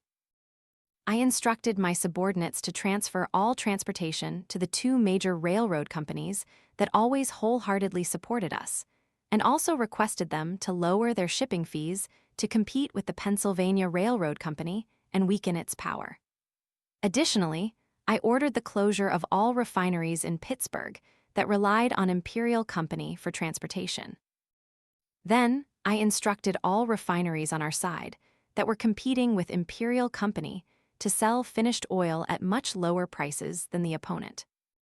The Pennsylvania Railroad Company was the largest transportation company in the United States, and Mr. Scott was the magnate who wielded transportation power. From ancient times until now, they had never been conquered and were extremely proud of that. However, under my comprehensive and oppressive attacks, they could only choose to submit. To resist me, they reluctantly offered large discounts to our competitors. In other words, they were both serving others and paying others. Next, they resorted to an unpopular method, laying off employees and cutting salaries. Neither Scott nor Potts expected that this action would soon lead to punishment. To vent their dissatisfaction, angry workers burned hundreds of oil tank cars and over 100 locomotives, forcing Scott and Potts to seek emergency loans from Wall Street banks. Thus, that year, the shareholders of the Pennsylvania Railroad Company not only received no dividends, but their stock prices plummeted. The result of their showdown with me was their pockets increasingly emptying. Mr. Potts was indeed a soldier. Amidst the smoke and bullets, where life and death hung in the balance, he not only survived but was also promoted to colonel, possessing an admirable, indomitable will. Therefore, even though the outcome was decided, he still wanted to continue confronting me. Although he was once the most powerful and autocratic figure, harboring ambitions of domination, Mr. Scott, who also pursued a military career, understood what was opportune. He decisively bowed his proud head and sent someone to tell me that he hoped for a chance to make peace and would cease oil refining operations. I knew that Colonel Potts wanted to prove himself to be the great Mr. Moses. Unfortunately, he failed. Failed completely. A few years later, Potts abandoned his desire to confront me, and thereafter, this cunning and shrewd oil merchant became an active and diligent board member of one of my companies. Arrogance often leads people to a painful fall. Scott and Potts, considering themselves of noble birth, always treated heaven as their equal. Therefore, I felt boundless joy in taming these arrogant donkeys. John, I like to win, but I don't like to use every means to pursue it. A victory achieved at any cost is not a victory. Despicable competitive tactics are truly disgusting. They are like shooting oneself in the foot. One might never recover afterwards. Even if you win this time, you might lose the opportunity to win in future battles. Therefore, adhering to the rules does not mean lowering your resolve to pursue victory, but rather winning clearly through ethical means. It also means pursuing victory fairly and uncompromisingly within these limits. I hope you can do so. With love, your father. I like to win, but I don't like to use every means to pursue it. A victory achieved at any cost is not a victory. Despicable competitive tactics are truly disgusting. They are like shooting oneself in the foot, and one might never recover afterwards. Letter 12. My dear John, I read an article criticizing me for being stingy, saying that I don't donate enough. Actually, this is no big deal. I've been criticized by misinformed reporters before, so I'm used to their ignorance and harshness. My only way of responding to them is to remain silent, without explanation, no matter how they use their pens to condemn me, because I clearly understand my own thoughts and firmly believe I am on the right side. Everyone needs to walk their own path. The important thing is to do nothing underhanded. Perhaps the story I'm about to tell can explain to you why I rarely pay attention to those who beg me to open my purse to solve their personal problems, and also why asking me for money makes me worry and hesitate more than asking me to earn money. One day, an old man driving a donkey cart full of wood and food entered a village where wild boars appeared. The villagers were curious and approached him, asking, "Where are you from, sir? What are you doing here?" The old man replied, "I came to help you catch wild boars." Hearing this, everyone scoffed at the old man. Don't joke, even skilled hunters can't catch them, so how can you? However, 2 months later, the old man returned and told the villagers that he had trapped the wild boars in a pen on the mountain. The villagers were extremely surprised and asked the old man, "Really? That's unbelievable. How did you catch them?" The old man explained, "First, I went to find where the wild boars usually forage. Then I left some food in an open space as bait. At first, they were very cautious, but eventually, curiosity led them to come over and sniff it. Soon, an old wild boar took the first bite. Then the others followed suit. That's when I knew I could catch them. The next day, I added more food and erected a plank a few steps away. The plank seemed like a ghost, temporarily scaring them away. But that free lunch was simply too tempting, so they quickly returned and continued to eat. At that time, the wild boars had no idea they were already in my hands. After that, all I had to do was add a few more planks around the food pile every day until my trap was complete. Next, I dug a hole and placed the first post. Each time I added something, the wild boars would keep their distance for a while, but eventually they would still come for the free lunch. The fence was built, and the trap door was ready. The habit of getting something for nothing made them rush into the pen without hesitation. It was then that I suddenly sprang the trap. And so, the wild boars that had been eating free lunch all day were easily caught by me. The meaning of this story is very simple. When an animal becomes dependent on humans for food, it loses its cunning and then brings trouble upon itself. The same situation applies to humans. If you want to disable a person's legs, you just need to give him crutches and wait a few months to achieve your goal.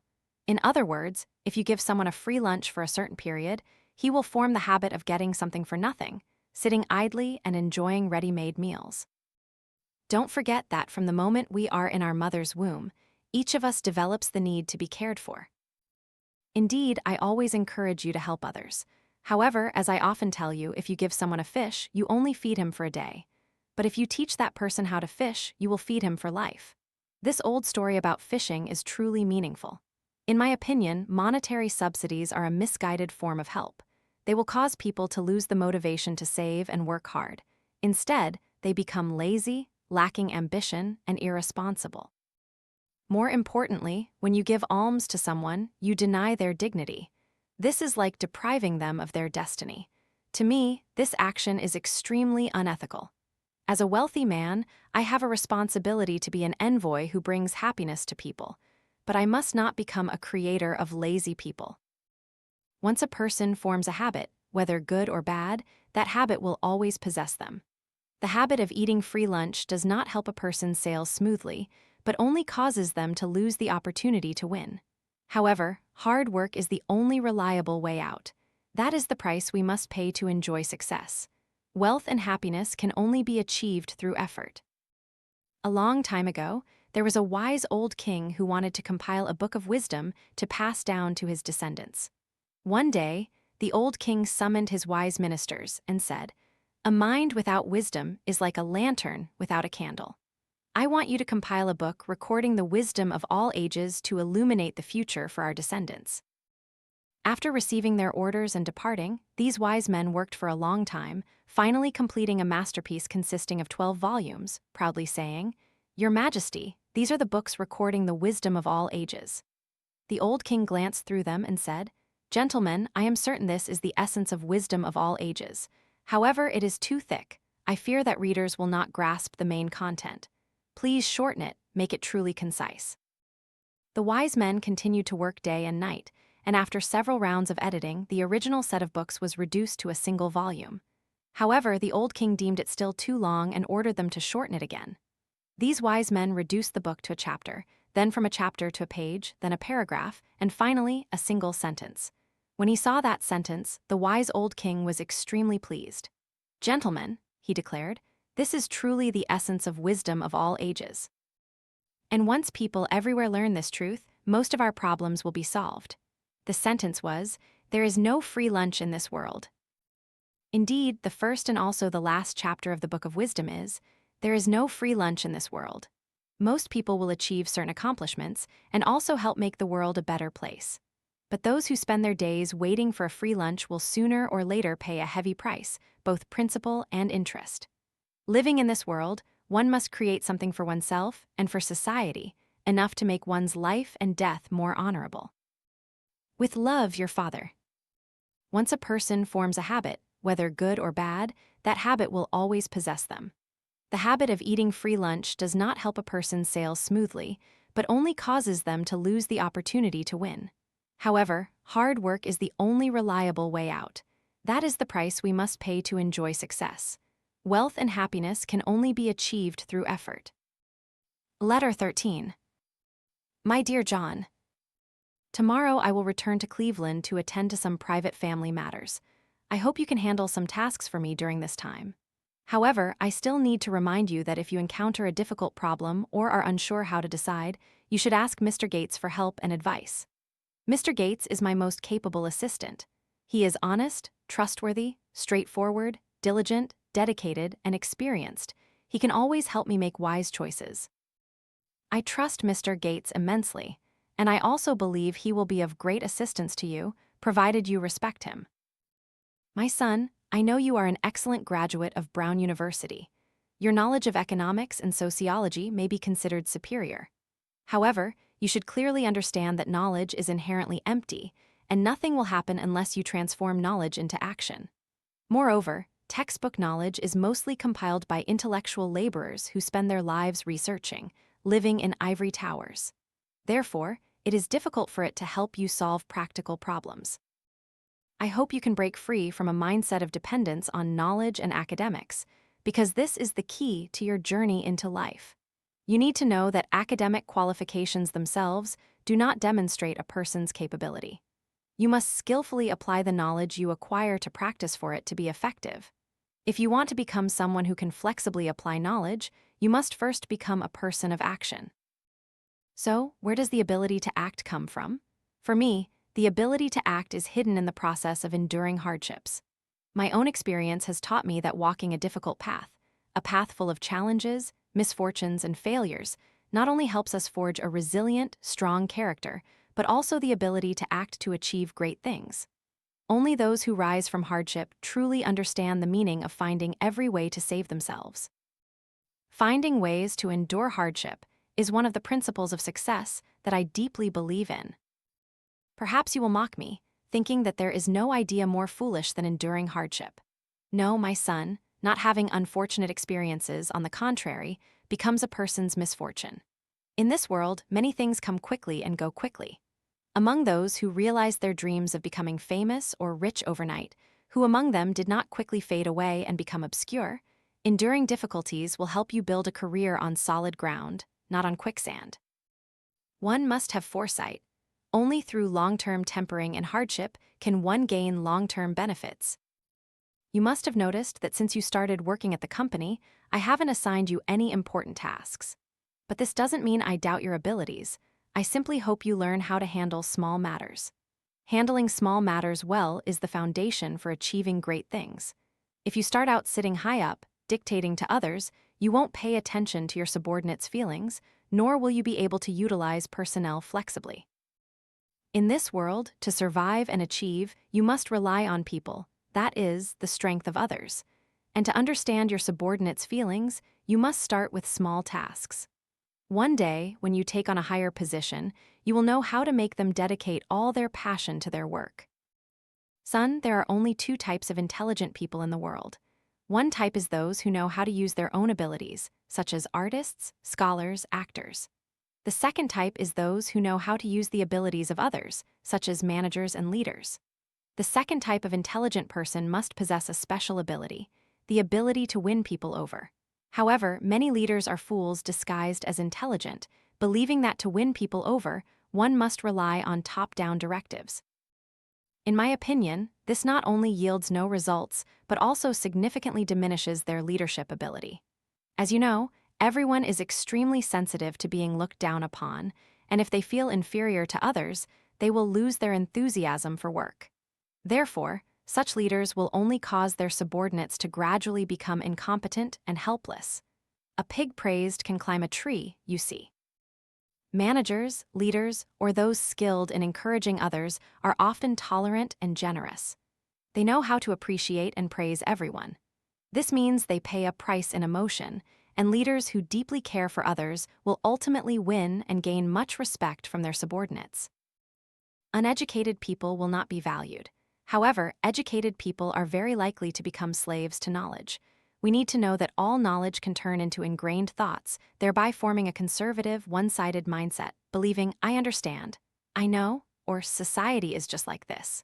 Once we develop a sense of understanding, we lose the interest to know more. When we lose interest, we lose the motivation to move forward, and what awaits us is only boredom.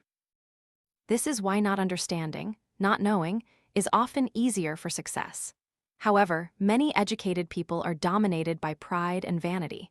When faced with things they don't understand, they always find it hard to ask.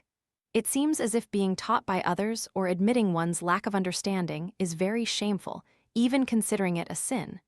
This is a sign of self-proclaimed intelligence. And this type of person will never understand the wonderful maxim, every time you say, I don't understand, will become a turning point in our lives. Those who claim to be smart are fools, while those who know how to feign foolishness are truly intelligent. If intelligence is seen as a standard for self-interest, then clearly I am no fool. Even now, I still vividly remember the time I feigned foolishness. At that moment, I was walking down the street, racking my brain trying to figure out how to borrow $15,000. It's quite interesting. Just as my mind was filled with thoughts of borrowing money, a banker in a carriage stopped me and softly asked, Mr. Rockefeller, would you like to borrow $50,000? Did I get lucky? I was a little disbelieving, but at that moment, I showed no eagerness. Instead, I looked at the other person's face and slowly replied, could you give me 24 hours to think about it? The result was that I signed a loan agreement with the most favorable terms for myself. Pretending to be foolish will bring you countless benefits. In reality, the meaning of feigning foolishness is to humble one's ego to become modest. In other words, it's to conceal your wisdom. The smarter a person is, the more they need to feign foolishness. Because, as the proverb says, the heavier the rice, the lower its ears. My son, to play a role easily, you must first love it. So, start loving to feign foolishness right now. I guess it won't be easy for you to handle work alone during my absence. But that's okay. Wait and see is a motto I always adhere to in business. When working, I always have a habit. Before making any decision, I will calmly think and judge. But once a decision is made, I will carry it out to the end without hesitation. I believe you can do the same. With love, your father. Pretending to be foolish will bring you countless benefits. In reality, the meaning of feigning foolishness is to humble one's ego to become modest. In other words, it's to conceal your wisdom. The smarter a person is, the more they need to feign foolishness. Because, as the proverb says, the heavier the rice, the lower its ears. Letter 14. My dear John, I am very happy to receive your letter. 2 sentences in your letter I greatly appreciate. One is, if you are not a winner, it means you are resigned to falling behind. 2 is, diligence creates nobility. These 2 sentences are my life mottos. If I want to express a little more pride, I would say that these 2 sentences are the epitome of my life. When referring to the immense fortune I created, deceitful newspapers often compare me to a talented money-making machine. In reality, they know almost nothing about me and, moreover, lack historical understanding. As immigrants, our nature is dreaming and hard work. When I was young, your grandmother instilled in me good virtues such as thriftiness, self-reliance, diligence, trustworthiness, and an enduring entrepreneurial spirit. I sincerely believed in these virtues, regarding them as principles of success, and to this day, that great faith continuously runs in my veins. All of these formed the ladder I climbed, leading me to the pinnacle of wealth. Of course, I benefited greatly from the war that changed the destiny and lives of Americans.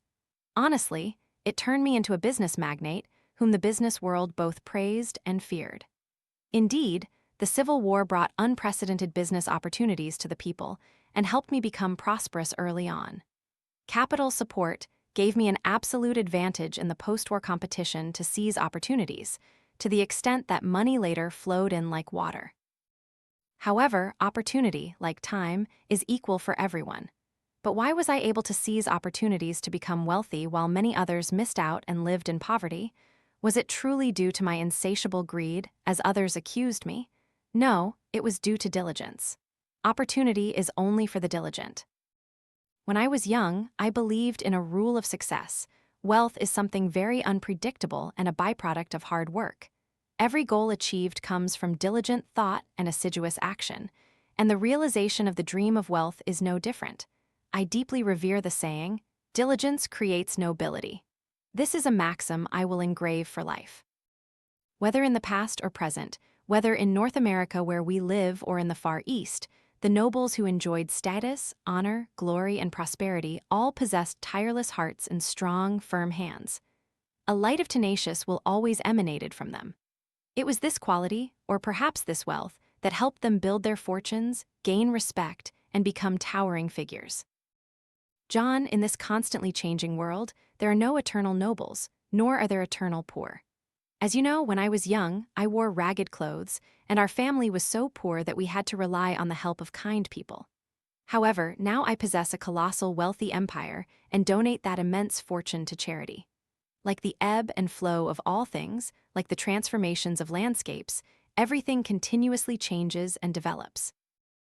Through hard work, persistent pursuit, and intelligence, people of humble origins and poor families can also achieve success, possess outstanding talents, and become new nobles. All success and glory must be self-made to last forever. However, in our society today, the descendants of prominent families are in a situation where if they don't advance, they recede. Unfortunately, most of them lack ambition, are greedy for food and lazy in work, spending money like water. So much so that many, though raised and grown in abundance, die in poverty. Therefore, you must teach your children that if they want to improve themselves, enjoy the joy of success, be respected by society, and live a glorious life in the face of life storms, they can only build their careers with their own hands. Tell them that the laurel wreath of glory will only crown brave explorers. Tell them that diligence and hard work are for their own sake, not for anyone else, and that they will be the ones who benefit most from diligence. From a young age, I was convinced that without diligent cultivation, there would be no bountiful harvest. As a child from a poor family, besides working hard to achieve success, wealth, and respect, there was no other way. When I was in school, I was not a quick learner, but I refused to fall behind, so I could only prepare for class diligently and persistently. When I was 10, I knew I had to work as much as possible. From chopping wood and milking cows to carrying water and farming, I did everything without hesitation. It was those arduous, difficult years in the countryside that forged my will, helping me endure the hardships of building my later career, and also helping me become resilient, resolute, forming a strong self-confidence within me. I know that the reason why I could always calmly face the adversities I later encountered, including building success, largely came from the self-confidence and diligent, hardworking qualities I developed as a child. Diligence can cultivate character and foster one's abilities. When I was hired at Hewitt and Tuttle, I was known as an exceptionally talented young bookkeeper. During that period, one could say I worked tirelessly day and night, without ceasing. At that time, my boss told me that with my extraordinary determination, even though I didn't know what the future held, I firmly believed in one thing. As long as I put my whole heart and soul into something, I would absolutely not fail. Even now, at nearly 70, I am still active in the business world because I know that the quickest way to end my life is to do nothing.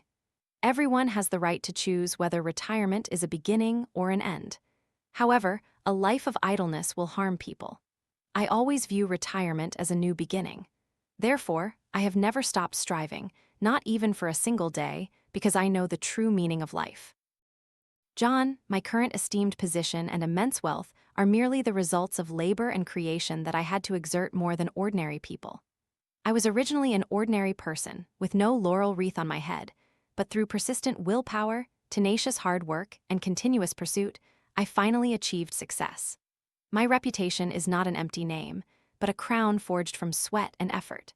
Therefore, a little shallow jealousy and ignorant slander are all unfair treatments towards me. Our wealth is the reward for hard work. Let us strengthen our faith, set our goals, have firm belief in God's will, and continue to work hard, my son. With love, your father. Wealth is something very unpredictable and a byproduct of hard work. Every goal achieved comes from diligent thought and assiduous action, and the realization of the dream of wealth is no different. Letter 15. My dear John, Captain Schofield lost again. The defeat made him furious, and in his anger he threw his beautiful golf club into the air, so he had to buy a new one. To be honest, I quite like this captain's personality. I believe the goal of life's striving is to win, and golf is no different. Therefore, I intend to buy him a new club, but I hope this gift won't be seen by the captain as a reward for his temper. Otherwise, if he loses his temper beyond control, I will deeply regret it. Furthermore, Captain Schofield has another commendable quality. Even if he loses at golf and feels unhappy, he believes that victory doesn't represent everything, but the method of winning is what matters most. Therefore, after losing, he never makes excuses. In fact, the captain could use his advanced age and poor physical condition as reasons for losing to save face. But he never does. To me, making excuses is an ideological disease, and those who suffer from this severe illness are all failures. Of course, ordinary people can also have mild symptoms. However, the more successful a person is, the less they make excuses. Thus, the biggest difference between successful people and those who achieve nothing lies in making excuses. Just pay a little attention, and you will find that people who achieve nothing and have no intention of achieving anything often have many reasons to explain why I couldn't do it, why I didn't do it, why I'm not like that. The first thing that failures do to arrange their aftermath is to find every reason for their own failure. I despise those who make excuses because it is the behavior of cowards. At the same time, I also pity them because making excuses is the root of failure. Once they find a good excuse, failures cling to it and continuously use that excuse to explain to themselves and others why I cannot continue, why I cannot succeed. Initially, failures still know that their excuses are partly false, but after many times, they will increasingly believe that they are entirely true, believing that the excuse is the real reason why they cannot succeed. As a result, their brains begin to become lazy and fossilized, turning the motivation to win at all costs into zero. Yet, they never admit to being someone who makes excuses. Occasionally, I see someone stand up and say, "I achieved success through my own efforts." But to this day, I have never met a man or woman who dared to stand up and say, "I am the one who caused myself to fail." Failures all have a series of losers' excuses. They believe they are the way they are because of family, personality, age, environment, time, skin color, religion, someone else, or even astrological fate. But nothing is worse than excuses about health, intelligence, and luck. The most common excuse often relates to health. The phrase, "my health is not good," or "I have this or that illness," has become a reason for not performing or for failure. In reality, no one is perfectly healthy. Everyone will have health problems to some extent. Many people will surrender completely or partially to such excuses, but those determined to succeed do not. Mr. Gates once introduced me to a university professor who unfortunately lost an arm during a trip. However, like the optimists I know, he always smiled and helped others. That day, when referring to his disability, he told me, "It's just one arm, but of course two are better than one. But what is missing is only my arm. My mind and spirit are still 100% intact. I am truly grateful for this." There is a wonderful proverb. I cried because I had no shoes until I saw a man who had no feet. Rejoicing in one's health is better than complaining about discomfort. Be grateful that you are healthy, as this can effectively prevent all sorts of illnesses. I often remind myself that it's better to be exhausted than to fall into decay. Life is for enjoyment, and it would be unfortunate if we wasted time worrying about our health to the point of actually getting sick. The excuse, "I'm not smart enough," is also very common. Almost 95% of people suffer from this bad habit, just to varying degrees. This excuse is different in that it often doesn't make a sound. That is, people won't openly admit they aren't smart or talented, but mostly just think that way internally. I observe that most people have two basic wrong attitudes about intelligence: underestimating their own intelligence and overestimating the intelligence of others. Because of these mistakes, many people look down on themselves. They refuse to face challenges because it requires corresponding intelligence. People who think they are stupid are truly stupid. They need to know that when we don't think too much about intelligence and bravely challenge ourselves, we will find that we are perfectly capable of facing challenges. I think what's important is not how intelligent you are, but how you use the intelligence you have. To be a good businessman, you don't need to be lightning quick, have a superhuman memory, or be at the top of your class. The only crucial thing is to have strong passion and enthusiasm for business. Passion and enthusiasm are important factors determining success or failure. The outcome of events is often directly proportional to our level of enthusiasm. Enthusiasm can make everything 100 or 1,000 times better. Many people don't know what enthusiasm is. In my opinion, enthusiasm is a spirit of eagerness and excitement. Like, "This is fantastic." I believe that with an optimistic, positive, and cooperative attitude, people with average talent and intelligence will earn more money, be more respected, and achieve greater accomplishments than those with outstanding intellect, but who are pessimistic and uncooperative. Whether facing trivial matters, difficult tasks, or important plans, as long as we persevere and enthusiastically complete them, the results will be far better than those of intelligent but lazy people, because focus and persistence account for 95% of a person's ability. My dear John, some people find it difficult to understand why many excellent individuals fail.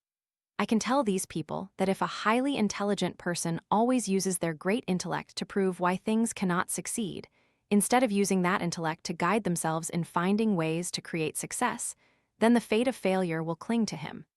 Negative thoughts suppress their intelligence, preventing them from developing their potential, thereby leading to no results.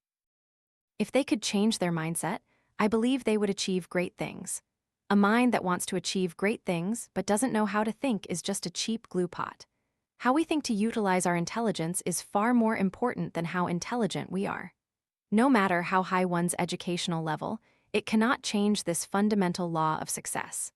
The level of intelligence is not in educational qualifications, but in the ability to manage thoughts. That is why the best entrepreneurs never worry pointlessly, but are always full of enthusiasm. Improving inherent qualities is not easy, but improving the methods of utilizing those qualities is very easy. Many people believe that knowledge is power. In my opinion, this statement is only half true. Even those who use a lack of intelligence as an excuse misunderstand the meaning of this sentence. Knowledge is merely a potential power. Only when it is applied in practice and constructively used does the power of knowledge reveal itself. Standard Oil would never hire know-it-alls, because I don't need specialists who only memorize without thinking. I want people who can truly solve problems, propose solutions, have dreams, and the courage to pursue them. Creative people can make money for me, but those who only memorize data cannot. Those who don't use intelligence as an excuse will never underestimate their own intelligence or overestimate the intelligence of others. They will focus on utilizing their capital and discovering the outstanding talents they possess. They know that what truly matters is not how much talent one has, but how to use the talent one already possesses.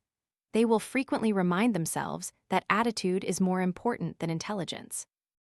They have an intense desire to cultivate the attitude of, I will definitely win.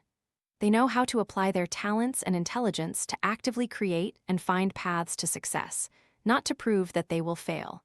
They also know that the ability to think is more valuable than memory. At the same time, they want to use their minds to create and develop new ideas or find better ways of working.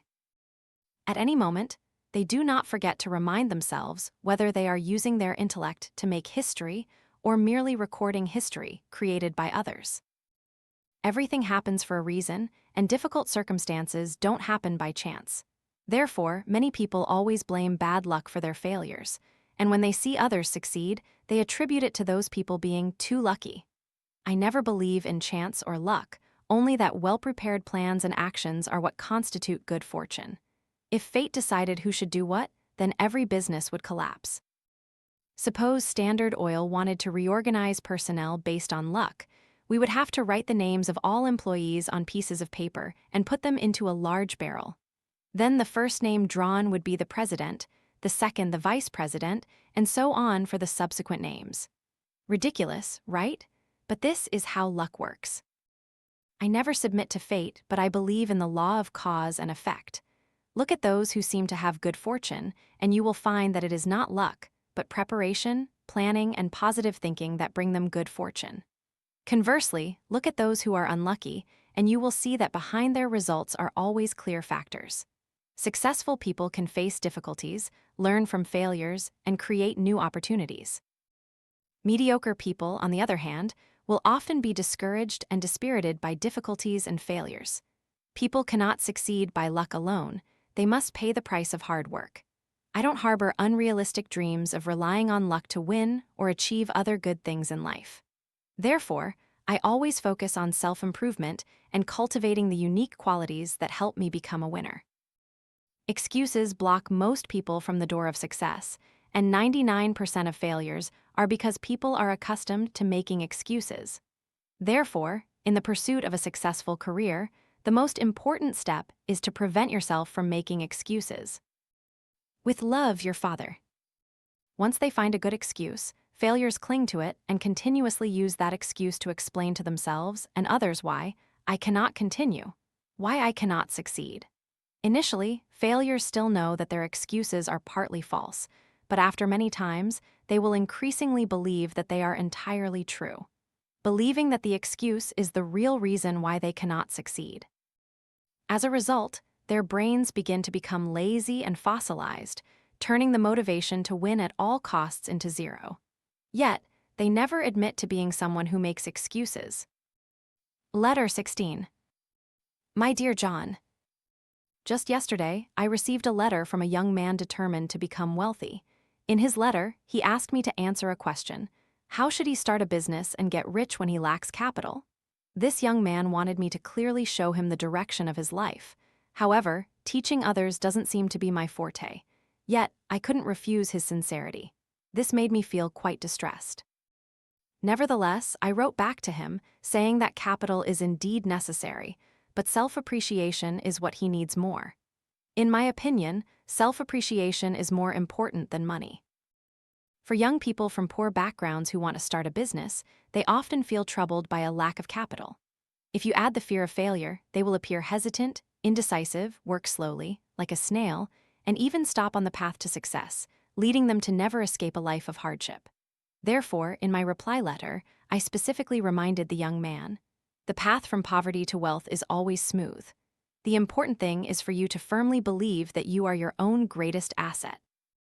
You need to cultivate an unwavering faith, constantly identify the reasons for your hesitation and doubt until certainty replaces doubt.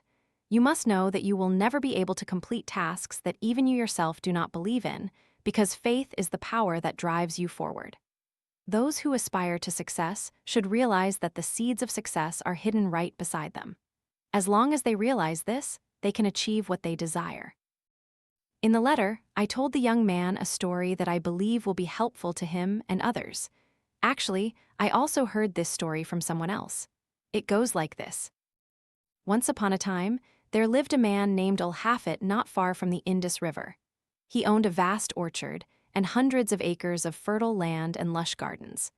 Ulhafet was content with his current life and was also very wealthy. Or perhaps one could say that because he was wealthy, he was very content with his life. One day, an old monk visited Ulhafet. The old monk sat by the fire and told him, "You are wealthy, and your life is comfortable and leisurely. However, if you possessed a palmful of diamonds, you could buy all the land across the country. If you possessed a diamond mine as large as a house, you could leverage the influence of that enormous fortune to crown your son as king." That night, after hearing the enchanting words of the old monk, Ulhafet lay in bed and felt as if he had suddenly become poor. The reason wasn't that he had lost everything, but that he began to be discontent with his current life, which made him feel very poor, and because he thought he was very poor, he felt discontent. The thought, "I want a diamond mine," lingered in Ulhafet's mind to the extent that he couldn't sleep all night. Early the next morning, he ran to find the old monk. Waking up so early made the old monk very annoyed, but Ulhafet didn't care at all. He forcibly roused the old monk from his deep sleep, urgently asking, "Can you tell me where I can find diamonds?" "Diamonds? What do you want diamonds for?" "I want great wealth," Ulhafet replied, "but I don't know where to find diamonds." "Oh," the old monk awoke, "you just need to find a river that flows through white sand in the mountains, and you can find diamonds in the sand." "Do you really think such a river exists?" "Of course, many of them. You just need to look, and you will surely find them." "I understand," Ulhafet replied. So he sold his farm, collected his loans, entrusted his house to his neighbors, and set off to search for diamonds. First, Ulhafet went to the Mountains of Light to search, then to Palestine, then he traveled to Europe. Finally, he spent all the money he had and became penniless. He stood on the shore of Barcelona, Spain, like a beggar, watching the great waves crash over the Pillars of Hercules and violently surge before him. Unable to resist despair, this poor man, who had experienced so many ups and downs and suffering, threw himself into the sea, ending his life. One day, not long after Ulhafet's death, his heir led his camel into the garden for water. As the camel lowered its nose to the clear stream in the garden, the heir noticed a strange light glittering on the white sand at the bottom of the stream. He reached down and pulled out a black, sparkling stone, radiating colors like a rainbow.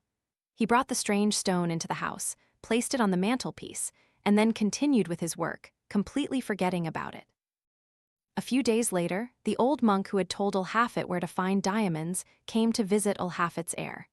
Seeing the light emanating from the stone on the mantelpiece, he immediately rushed over, exclaiming in surprise, "These are diamonds, these are diamonds. Has Ulhafet returned?"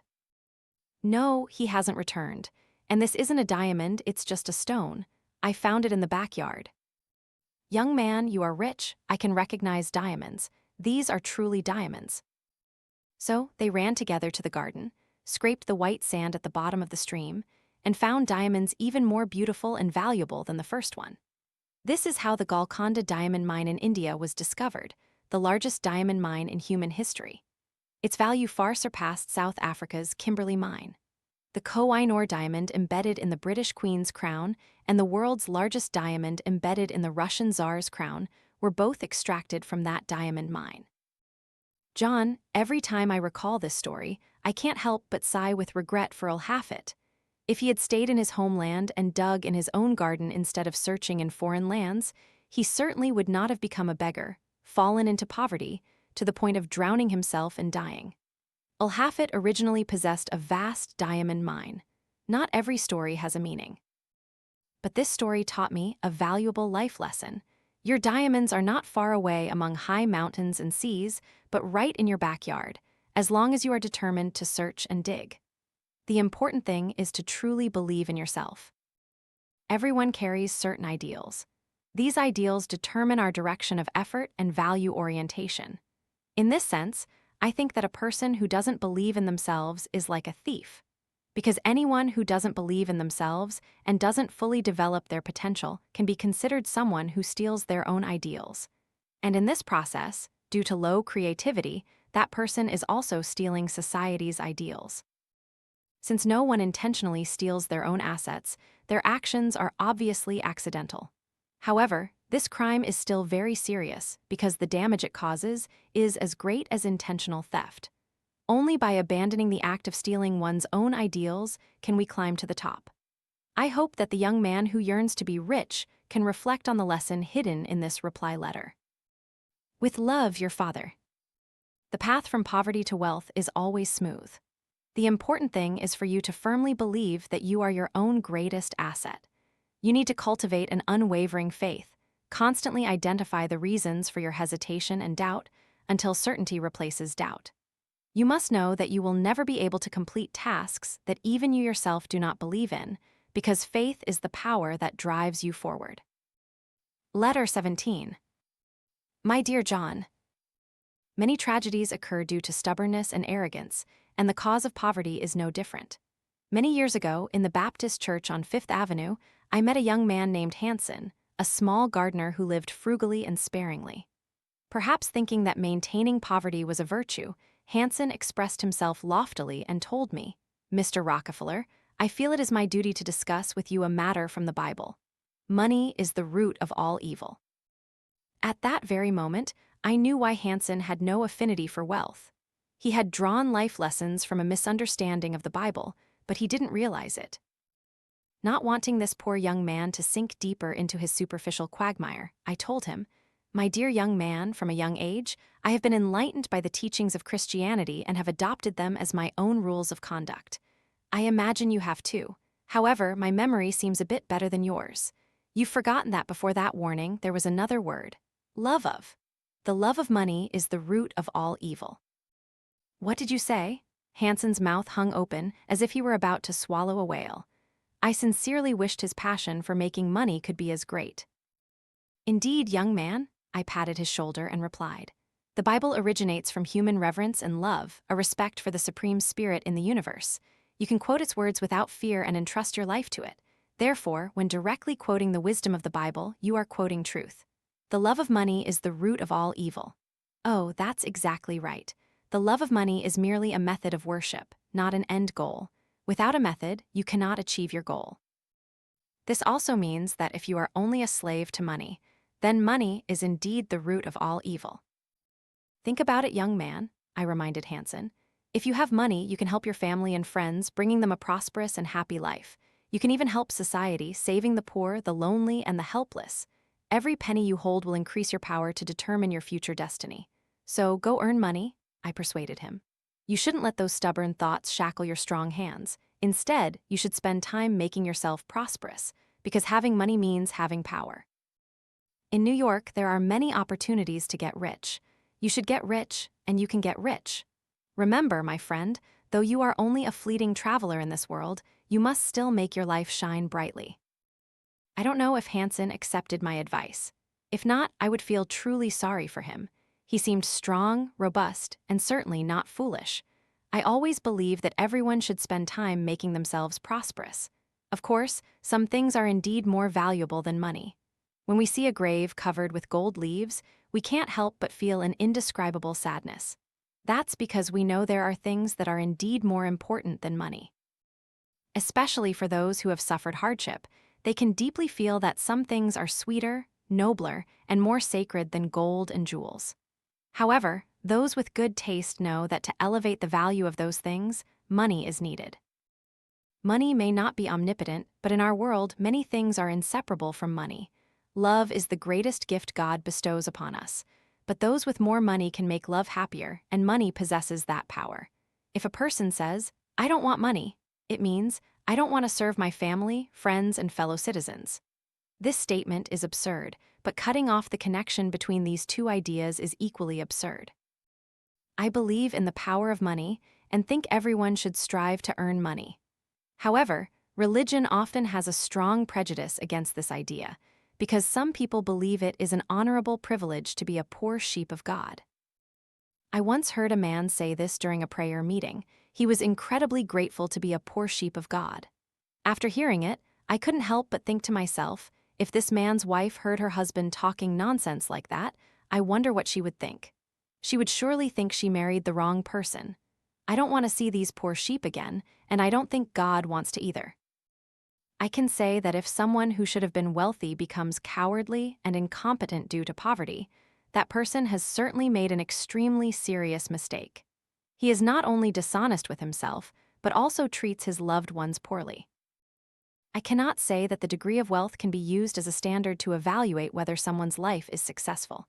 But one thing is generally true: you can use the degree of wealth to assess a person's contribution to society. The more income you have, the greater your contribution will be. Every time I think of how I have helped countless people prosper permanently, I feel that I have lived a wonderful life. I believe God created diamonds for his people, not for the devil. The only commandment God gives us is that we cannot earn money or achieve anything by opposing God. Doing so will only make us feel more guilty. In fact, there is nothing wrong with wanting to earn money or a lot of money, as long as we use legitimate methods instead of letting money lead us by the nose. Some people have no money because they don't understand money. They feel money is cold and hard, but in reality, money is neither cold nor hard. On the contrary, it is soft and warm, making us feel comfortable. Moreover, its color matches the clothes we wear. My character is forged by my past beliefs. Honestly, from the moment I felt the poverty and hardship in this world, a belief began to sprout in my heart. I must become rich. I have no right to be poor. Over time, that belief became as firm as steel. When I was young, it was also when the idea of valuing money was deified. At that time, tens of thousands of gold prospectors from all over flocked to California with dreams of striking it rich. Although people later discovered that the gold rush was just a trap, it strongly ignited the desire for wealth in millions of people, including me, a child just over 10 years old. At that time, my family's circumstances were extremely difficult. We often had to receive help from generous people. Your grandmother was a very proud woman. She wanted me to shoulder the responsibility of being the eldest son and build this family well. Her expectations and teachings nurtured an unwavering sense of responsibility in me. I swore an oath: I must not be poor. I must earn money and use wealth to change my family's destiny. In my childhood dreams of striking it rich, money was not just a tool. It not only helped my family live a prosperous and carefree life, but through giving, that is, spending wisely, money could exchange for social status and moral dignity. These things excited me far more than luxurious, imposing houses or beautiful clothes. My understanding of money reinforced my belief that I must earn money and become wealthy. And it was that belief that granted me an unparalleled fighting will to pursue wealth. My child, there is nothing more pitiful and contemptible than someone who earns money just to earn money. The right way to make money, that I know, is to make money your slave, not to become a slave to money. That is exactly what I did. With love, your father. My character is forged by my past beliefs. Honestly, from the moment I felt the poverty and hardship in this world, a belief began to sprout in my heart: I must become rich. I have no right to be poor. Over time, that belief became as firm as steel. Letter 18. My dear John, a person without ambition cannot achieve great things. This is the secret to success that a friend of mine, the automobile king Henry Ford, confided in me when he visited yesterday. I greatly admire this wealthy man from Michigan. He is stubborn and resolute. He has experiences almost identical to mine. He worked on a farm, was an apprentice, and even partnered with others to open a factory. Through tireless striving, he eventually joined the ranks of America's wealthiest in this era. In my opinion, Mr. Ford created a new era, and no other American could completely change the American way of life like him. Just look at the cars speeding down the street, and you'll realize I'm not flattering him. Henry Ford transformed the automobile from a luxury item into an essential commodity that almost anyone could afford. And the miracle he created also made him a billionaire. Of course, Mr. Ford also made my pockets much fatter. Living in this world, one must have goals or ambitions. Otherwise, one will be like a rudderless ship, drifting aimlessly until it runs aground on the shores of disappointment, failure, and discouragement. Mr. Ford's ambition exceeded his own stature. He created a world where everyone could own a car. This seemed impossible, yet he successfully dominated the global automobile market and earned astonishing profits for the Ford Company. In his words, it wasn't making cars, it was printing money. It's not hard for me to imagine how thrilled Ford must have been, being both extremely rich and enjoying the reputation of the automobile king. The achievements Ford created proved a principle of my life. Wealth is directly proportional to goals. If you harbor grand ambitions and lofty goals, your mountain of wealth will soar to the sky. If you only want to live day by day, then your life will never escape mediocrity or even achieve nothing. Even if wealth is within reach, you will only be able to grasp a small amount. Before Ford succeeded, there were many automobile manufacturing companies stronger than him. Yet in the end, quite a few of them went bankrupt. People are created with a purpose, either to plan for success or to plan for failure. This is something I deeply cherish. I seem never to have lacked ambition. From a young age, becoming the richest man was always the aspiration and dream that constantly propelled me forward. For a poor boy, this dream might seem out of reach. However, I believe that goals must be truly great, because to achieve anything, there must be a driving force. A great goal can help you unleash your full potential, thereby creating that driving force. Losing the driving force also means losing the power that pushes you forward. I often remind myself not to make small plans because they will not stir the mind.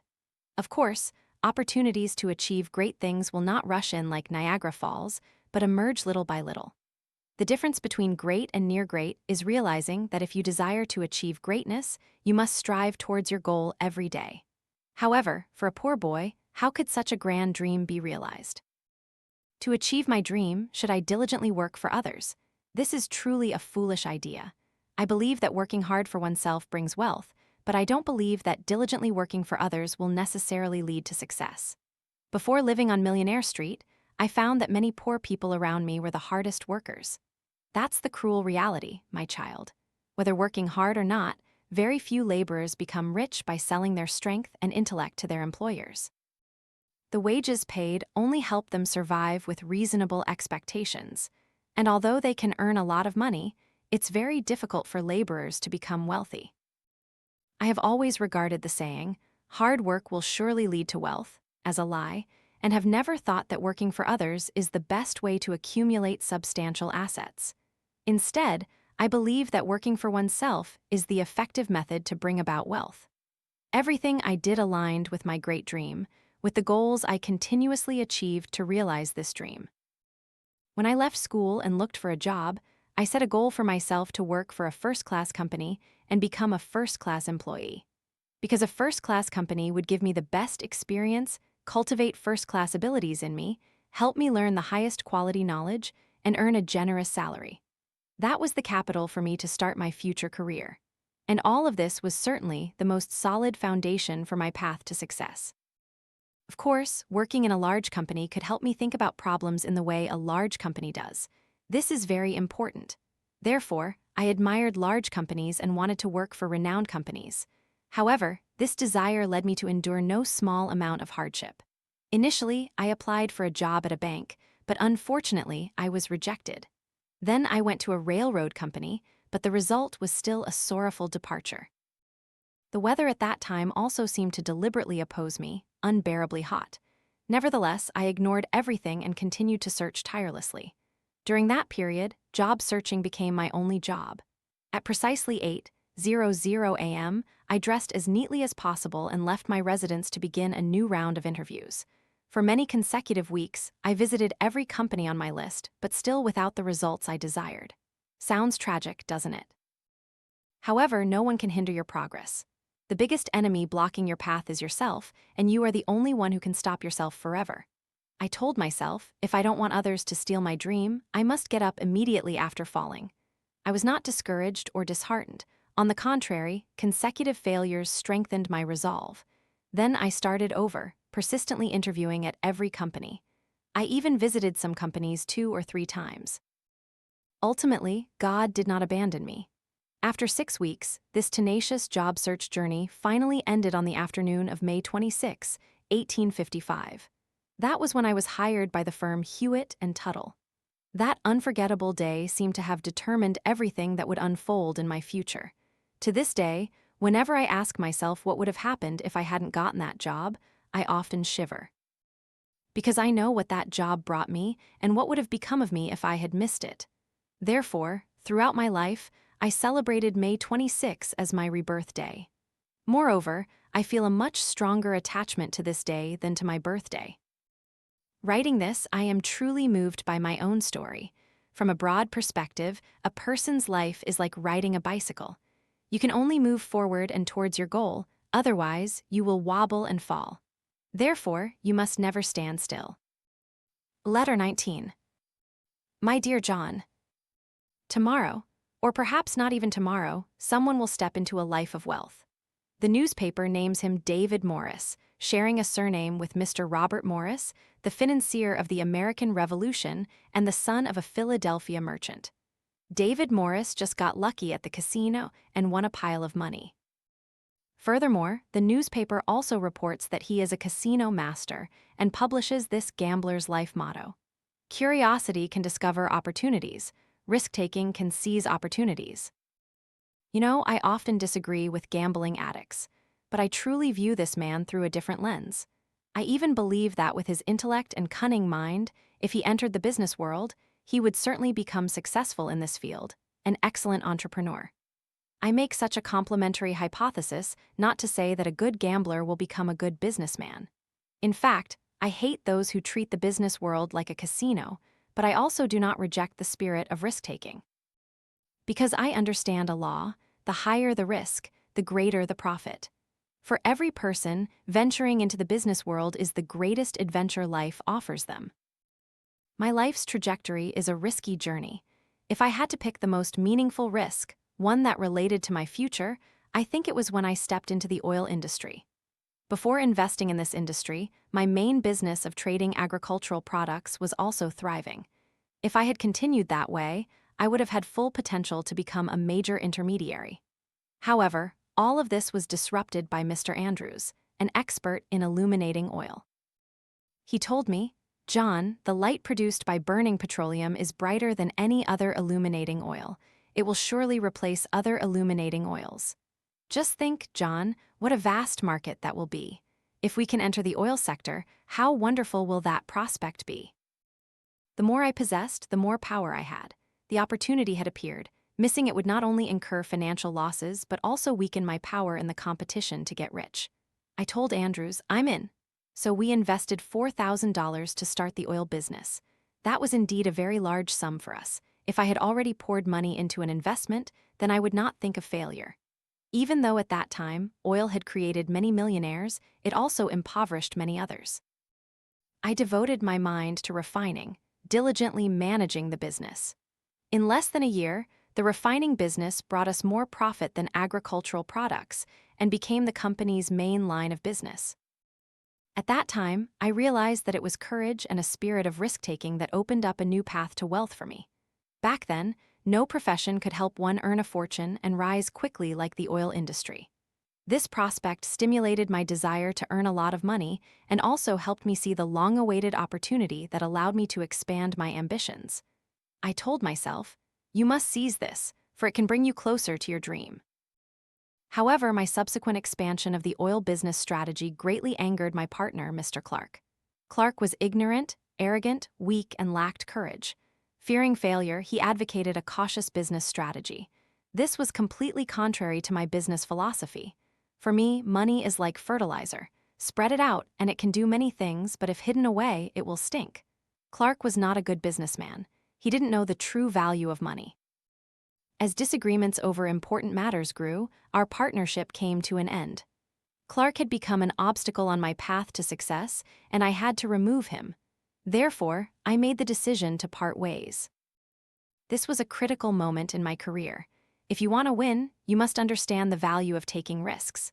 Moreover, you must have foresight to create your own luck. For me, parting with Mr. Clark was certainly a risky move.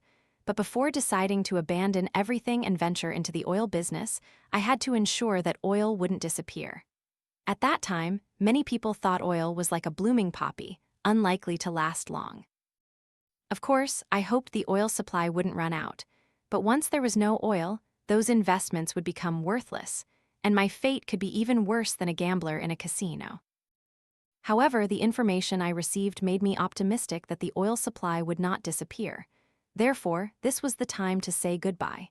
Before laying out my cards to Mr. Clark, I met Mr. Andrews privately and convinced him to join my side. I told him, "We are about to strike it rich. There's a lot of money waiting for us ahead. It's a huge sum. I intend to end my partnership with Clark.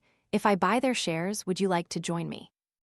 The result was that Andrews did not disappoint me. A few days later, I rallied the banks that supported me to form an alliance. In February of that year, after a series of careful preparations, I officially made the offer of going our separate ways to Mr. Clark. Although he was unwilling, I resolutely held my ground. Finally, we agreed to auction the company to the highest bidder. Even now, whenever I recall that auction, I feel incredibly excited. That feeling was as tense and thrilling as gambling in a casino. It was a big gamble. What I mortgaged was money, but what I bet was my whole life. The company's starting price was $500, but it quickly rose to several $1,000s, then slowly reached $50,000. This price exceeded my estimated value for the refinery. However, the price continued to rise, beginning to surpass $60,000, then soaring to $70,000. At this point, I began to fear, wondering if I could buy this company, the company I built with my own hands, and whether I could afford such a large sum. But I quickly calmed down, hastily reminding myself, "Don't be afraid. If you've made up your mind, you must bravely move forward." When my competitor offered $72,000, I didn't hesitate to bid $72,500. At this moment, Mr. Clark suddenly stood up and shouted, "I won't pay any more. John, it's yours." My dear son, that was the defining moment of my life, and it held immense special meaning for me. Of course, the parting with Mr. Clark came at a very high price. I gave half of the company's shares and $72,500 to Clark. But what I gained was freedom and a bright future. I became my own boss. From then on, I never had to worry about shallow, short-sighted, mediocre individuals blocking my path. At the age of 26, I owned the largest refinery in Cleveland, making it one of the largest refineries in the world. Now, looking back, that refinery, capable of processing 500 barrels of crude oil daily, was the sharp weapon that helped me become the oil king and conquer the oil kingdom. I am incredibly grateful for that auction because it was the beginning of my success. Prioritizing safety almost certainly won't make us rich. If we want to make a profit, we must accept, but always accept, the necessary risks that come with it. Life operates this way. You cannot maintain the status quo forever, because if you don't advance, you will recede. It's that simple. I believe caution is not a perfect formula for success. No matter what we do, even when making important life decisions, we need to choose between risk and caution. But sometimes, taking risks creates more opportunities for victory than caution. Entrepreneurs are all people who pursue profit and wealth. They get rich by creating resources, taking others' resources, or even forcing others to give up their own resources. Therefore, taking risks is an essential method for entrepreneurs to conquer the market. If you want to know the skill of taking risks without suffering defeat, you just need to remember one sentence: boldly plan, carefully execute. With love, your father. No matter what we do, even when making important life decisions, we need to choose between risk and caution. But sometimes, taking risks creates more opportunities for victory than caution.